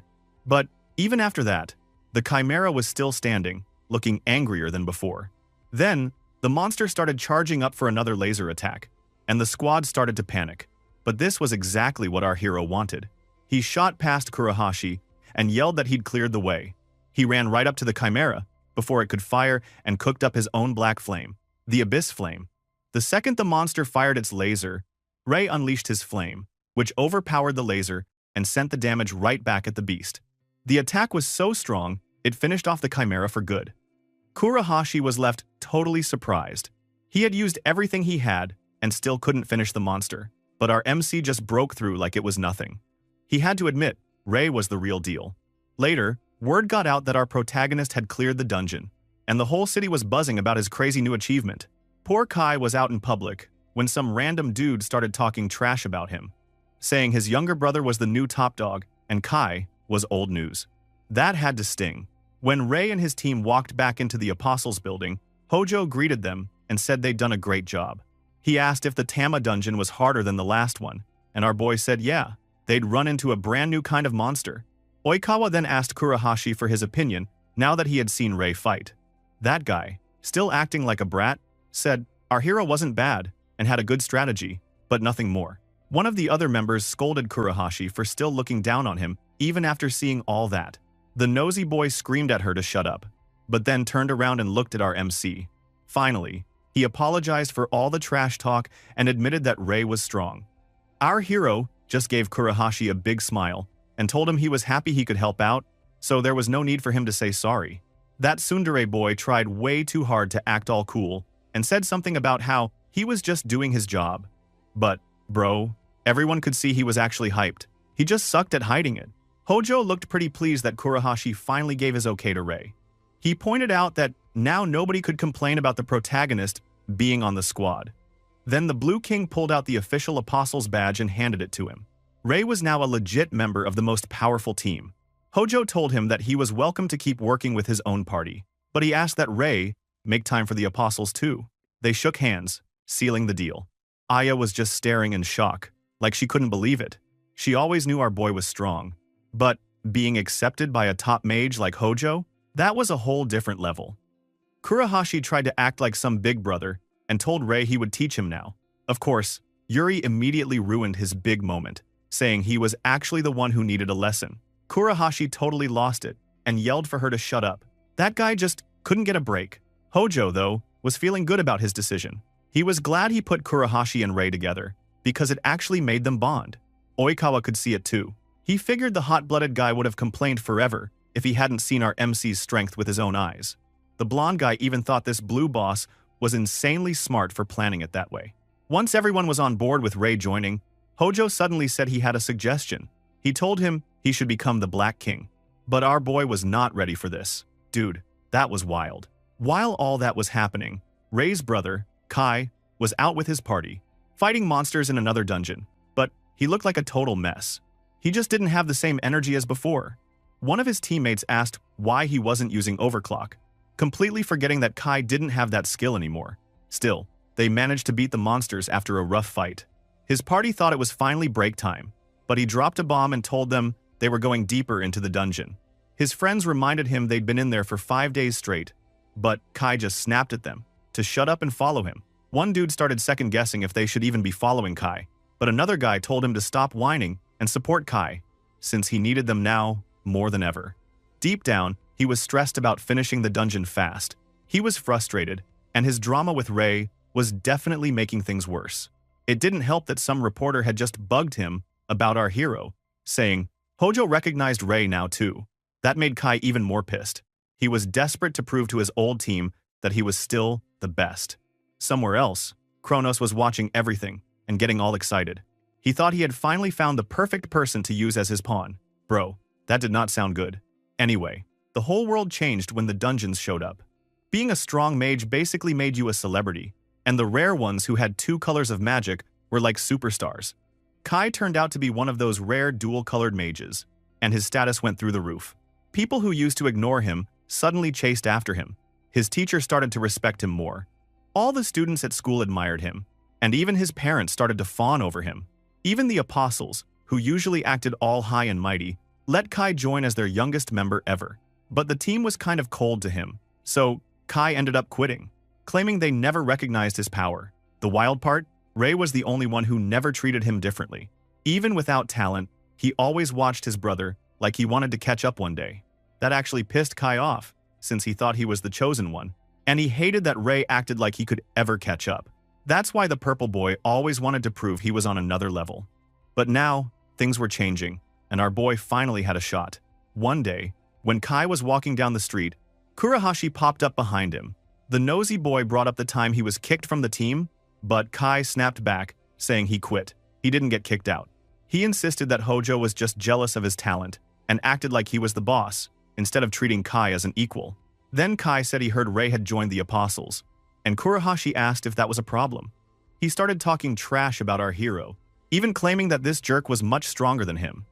But the hot-blooded guy just told him to shut it. Kurohashi looked serious and told Kai he could believe whatever he wanted, but the truth was, Ray's power was real. He also pointed out that our MC was staying humble, even though he was a dual-colored mage, unlike Kai, who was always showing off. Kai got pissed and yelled at him, saying he was the Purple King, and that was the highest title a mage could get. He demanded that the nosy boy stop comparing him to Ray, but Kurohashi just smirked and told him he really didn't know anything. Then he dropped the bomb. Hojo himself had just recommended our boy to become a king. Yeah, that one had to hurt. When Kai heard what Kurohashi said about Ray becoming a king, this jerk looked like he was about to pass out. It finally hit him. Ray was about to be just like him, maybe even better. This red guy kept going, explaining that our MC hadn't even said yes yet, and that, unlike him, his brother wasn't chasing after titles. To finish things off, Kurohashi told Kai that Ray was already above him, which is what made him fit to be a king. Bro, that purple boy could not handle that. He totally freaked out, but there was no way he was going to admit that our protagonist was surpassing him. Then, his friends came to him and said the preparation for tomorrow's dungeon raid was completed, but his boss, still pissed off, insisted on raiding the dungeon today. Still be a person in denial, it seems. That's why the poor guy was pushing himself so hard in the dungeons. He'd been fighting for ages, way past what was smart, but he didn't care. His team tried to talk sense into him, telling him they should fight the boss tomorrow instead. Kai wasn't having any of it. He just snapped that he was the strongest and marched straight to the boss's room, fully ready to show them he was still top dog. But when he busted open those doors, what did he see? Just a boring little level 20 slime. The disappointment was real. His team, though, got nervous right away. They could tell something about this monster wasn't right. Kai didn't care. He just wanted to prove himself. So he blasted the slime with his magic and thought it was over. His teammates started cheering him on, saying he did it, but they didn't even finish before things went crazy. Out of nowhere, their heads just flew off like bowling pins, man. It happened so fast, it was insane. Kai spun around in a panic, only to see that his friends were dead. In the blink of an eye, the slime grew huge and swallowed him up. He tried to fight back, but the thing was way too strong. The slime forced itself into Kai's body, and no matter what he did, he couldn't stop it. In the end, it took him over completely. Meanwhile, Kronos was losing his mind with excitement in his prison. He was overjoyed because he finally got himself a brand new pawn. That could only mean big trouble. A few moments later, Kai woke up. But he looked totally different. He started laughing with this evil sound and said he felt amazing. On top of that, part of Kronos' seal actually broke. So things were about to get even worse. Back at the Apostles Training Center, our MC and the gang were working hard. After some intense practice, Oikawa told everyone to take a break. Aya dashed over with a towel for Rei and said she learned a lot just from watching Kurohashi train. This tsundere boy tried so hard to look cool, but his face was basically a tomato. He couldn't hide his blush at all. Then, Kurohashi mentioned he'd run into Kai earlier. He started telling the group everything about their conversation, laughing at that bastard for still thinking he was stronger than our hero. Yuri couldn't resist poking fun at him because he was annoyed that Rei was underestimated by Kai. That nearly made the red guy faint. Yeah, she was totally right. But Rei wasn't listening. He was off in his own world, thinking about the last time he'd seen Kai, after their big fight. He started wondering when he and Kai had even started growing so far apart. Our boy was really worried things might end up the same as in his past life, and he decided he had to settle things, like real brothers. Suddenly, someone sprinted into the training room, yelling about an emergency. The Shinjuku dungeon had collapsed, and a ton of monsters were pouring out. The whole squad rushed to the scene. When they got there, they were all shocked. Monsters everywhere. Rei was extra confused because this dungeon break wasn't supposed to happen yet. So, things were getting weird. Oikawa told everyone there was no time to stand around. The Blue King was far away on another mission, so it was up to them now. He ordered the team to focus on evacuating people first. Everyone agreed and quickly got to work, saving civilians, while smashing monsters left and right. The flashy boy even set up a barrier so people could escape safely. Ray was honestly impressed. His whole team was acting like total pros, just what you'd expect from the special squad. He remembered there were a ton of casualties during this event in his last life, but now he was sure they could handle it. That's when it happened. A massive monster showed up, obviously the boss. Kurahashi's eyes lit up, thinking it was just a big target to take out. He just smiled, said that this was an easy thing for Ray. Then, our boy just rocketed at the monster first and straight up punched it into tiny pieces. He was just about to celebrate when he heard some creepy laughter behind him. Ray froze. He knew that laugh. When he turned around, he saw Kai, except now the guy had wings and looked straight up evil, floating above them. Kai glared at our MC, telling him that he had finally found him. Ray was horrified and asked, barely believing it, why he looked that way. Kai just laughed him off, asking if our boy was talking about his weird appearance or about his plan to crush him. Suddenly, Ray felt danger behind him and barely dodged a deadly blow. This jerk taunted him, pointing out that he might have dodged, but he wondered how much longer our protagonist could keep it up. Kai kept attacking, forcing Ray on the run. Our hero even got cut on the face, and he realized something was seriously wrong with his brother. He had never seen this scum act like such a monster. As Ray kept dodging, Kai finally stopped and said he could see the look on his face, pure denial. He said everything that was happening was because of Ray. Then, that bastard claimed his monster form was all for the purpose of getting the power to kill our boy. That one hit Ray hard. Hearing his brother actually say he wanted to kill him? Yeah, that was beyond messed up. Our boy was frozen in place, totally freaked out as Kai dashed right at him, looking ready to finish him off for good. But just in time, Kurahashi came flying in and kicked Kai straight in the face, launching him way across the battlefield. For real, he had perfect timing. The dude still thought Kai was just being a jerk during a crisis, so he started yelling at him about going rogue when they were supposed to be helping with the emergency. This scum was not having it. He screamed at Kurahashi to quit messing around, but the red guy wasn't backing down. He shouted right back that Ray was his brother. So, what the hell was Kai even doing? He just laughed and said he didn't care about being brothers. He was only there to show everyone how insane his new power was. Suddenly, Kai started firing off a crazy amount of attacks. The blasts rained down everywhere, even threatening the civilians nearby. Luckily, Oikawa was on defense duty, holding up his big golden barrier to keep the people safe, which meant he couldn't help Ray and Kurahashi at all. Our hero, realizing how bad things were, yelled at Kai that, yeah, he was violent, but this was way too far. He was freaking out, not expecting his brother to go so nuts. The jerk just mocked him, calling Ray naive and telling him he was about to crush him. Then, he started throwing a huge blast of magic right at our MC and the team, bragging about how amazing his power was. Now, Ray quickly told everyone that they had to stop Kai before things got even more out of control. Kurahashi heard that, and his whole attitude changed. He stopped trying to talk sense into this scum and just launched himself right at him, clearly ready to blow him up already. The red guy managed to land a massive attack, making a giant explosion of flames. But as the smoke cleared, he realized it hadn't worked. Kai was standing there, totally fine, dot blocking the whole thing like it was nothing. By the time Kurahashi figured out this jerk was not where he expected, it was too late. Kai jammed his hand right into the red guy's chest. Ray screamed out Kurahashi's name, but it was useless. He didn't move at all. Our boy kept yelling for him, just standing there, helpless. Just as Kai was about to finish Kurahashi off for real, Oikawa jumped into the fight. He slammed down a barrier to protect this red guy and blocked the jerk's next move. The blonde guy looked so disappointed, telling him that he couldn't believe how far he'd fallen and that it was time for some payback. He wasted no time. He activated his big move, the square box, trying to trap Kai inside. Yuri rushed over, freaking out and telling Oikawa not to use that skill on a human, since it would put a ton of stress on him. But this guy told her he knew what he was doing, and he just couldn't forgive Kai for what he'd done to his friends. He tried to close the scum in, but you could tell the spell was eating him alive. Less than a minute went by before Oikawa's hands started bleeding everywhere.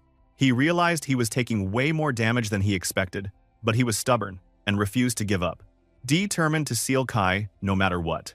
Suddenly, Kai exploded with power, blasting energy all over the place, and shattering the flashy boy's barrier like it was nothing.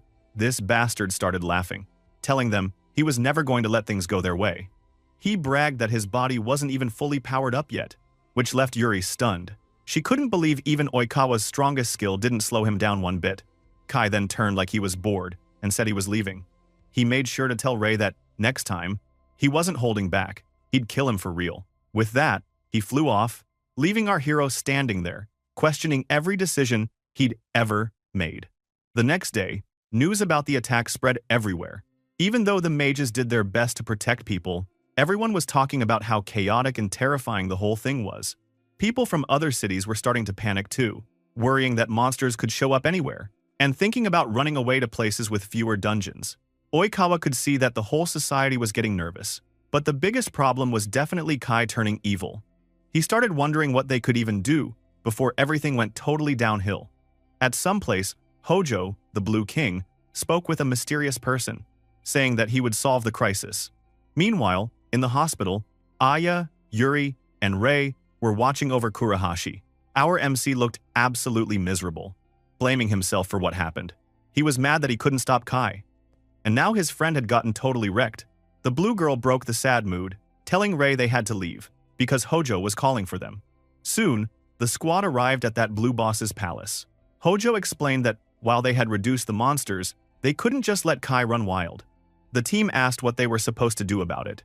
Hojo said he already talked to the other primary color kings.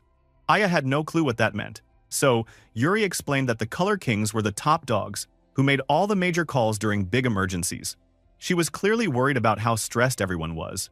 Since the kings only got this serious if things were really bad.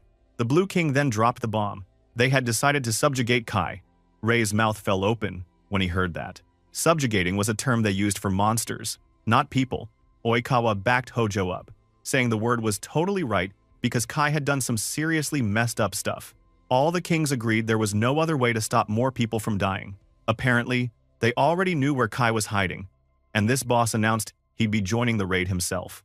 Our hero started sweating, begging if there was any other way, anything, except treating his own brother like a monster. But Hojo shot him down, reminding him that even Oikawa's square box couldn't stop this scum, so sitting around wasn't an option. He said the decision was final.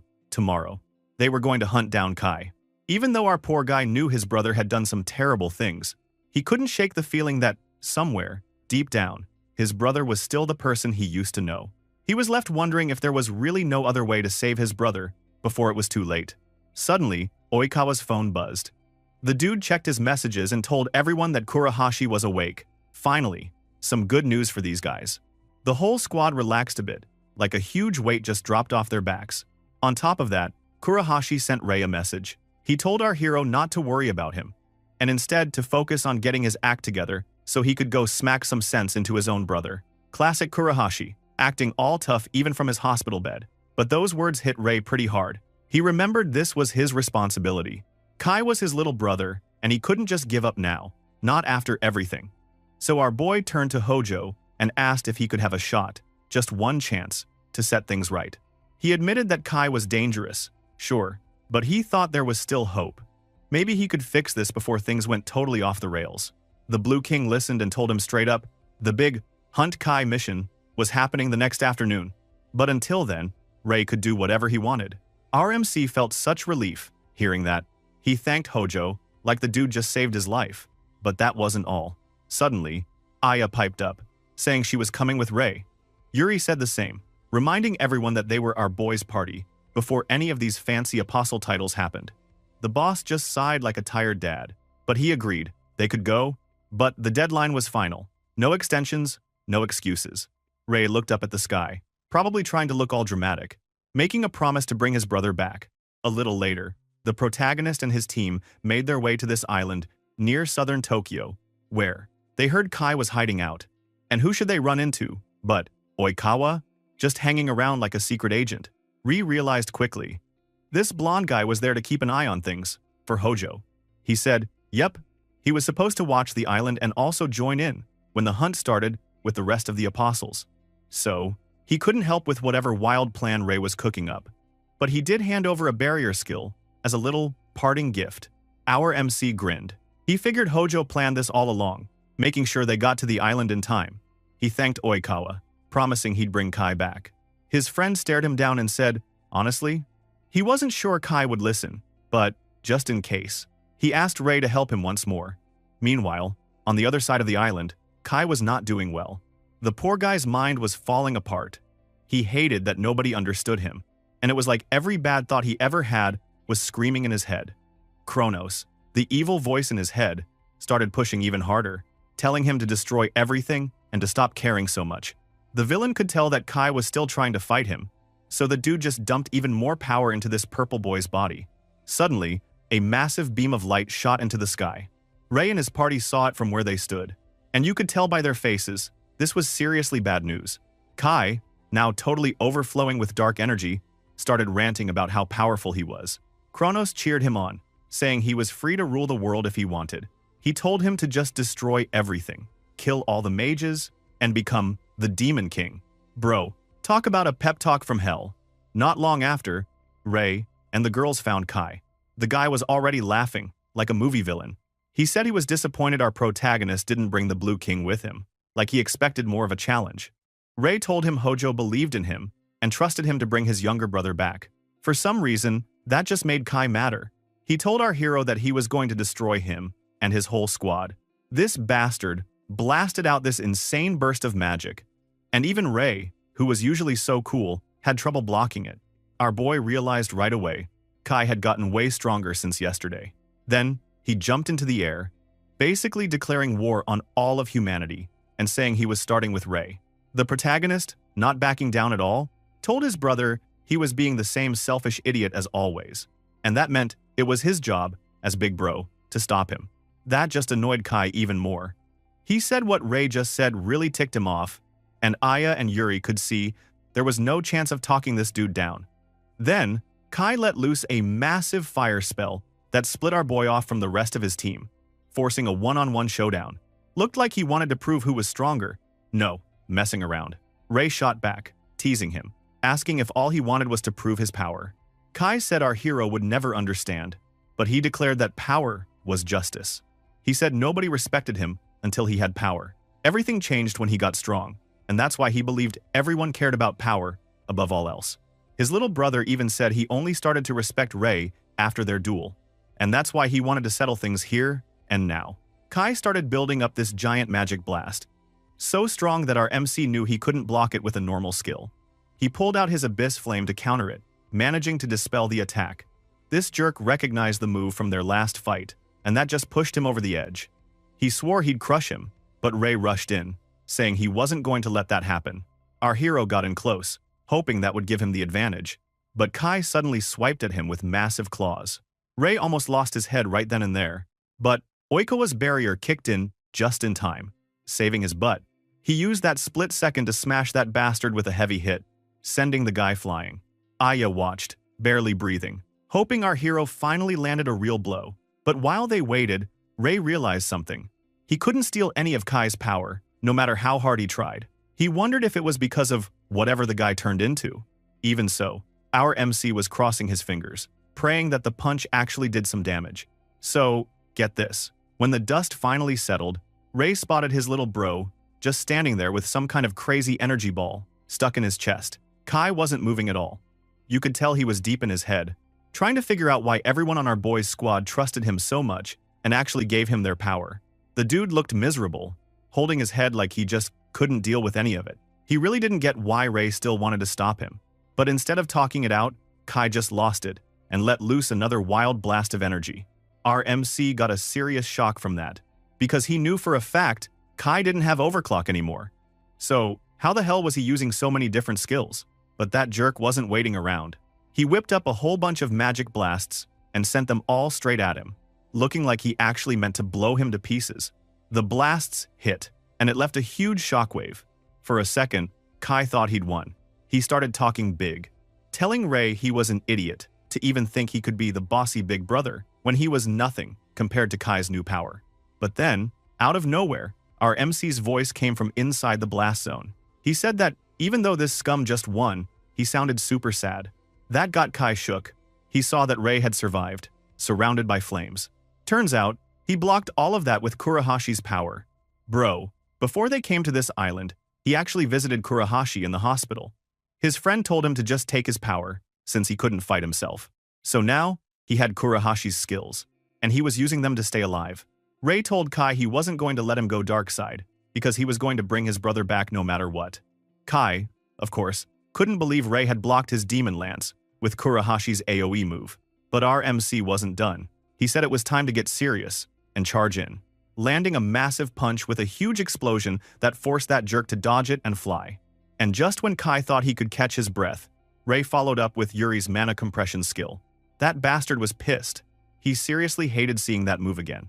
The protagonist just kept going, attack after attack, not letting Kai get up. Even he looked stunned that a single fireball from Ray was hurting him that much. Dude, our boy was not messing around. Finally, our hero took a breather and realized that Kai still wasn't finished. The jerk started laughing like a total maniac and said he finally remembered why he couldn't use overclock. He figured out that Ray was able to use all those different skills because he could steal power from others. Then Kai got really salty and said that by stealing skills, our MC was basically okay with sacrificing other people. He dropped a bomb. He said 2 people from his team died when Ray stole overclock from him, because after losing that skill, his squad just became weaker. His younger brother said he was fine with being stronger, even if it cost others. Ray tried to say something back, but nothing came out. It hit him hard. He'd never thought about how taking Kai's power would mess up his team's chances. It made him realize that if he kept using his power this way, Kronos could really win in the end, and humanity would be doomed. That was a heavy mood, bro. So he just stood there, frozen, thinking about it. Kai could sense he was lost in his head, and he took the chance to rush in and land a brutal punch. He told Ray it was already too late to feel bad now. His little brother kept beating him down, but our protagonist still didn't fight back. Kai said that they were really the same, always thinking about each other instead of themselves. Ray just kept taking the hits, not fighting, not talking, until he actually punched him right through the chest. Even Kai was shocked that Ray didn't even try to dodge, but then our boy reached up and touched his brother's hand. He quietly apologized for stealing overclock, and, in that moment, gave the skill back to Kai. Ri told Kai that maybe he stole power before, but the real point of having strength was to protect the people around you. Right then, a huge wave of energy blasted out from our MC, pushing his younger brother away. Ray told him that needing power wasn't wrong, but what Kai was doing with it was messed up. Then something wild happened.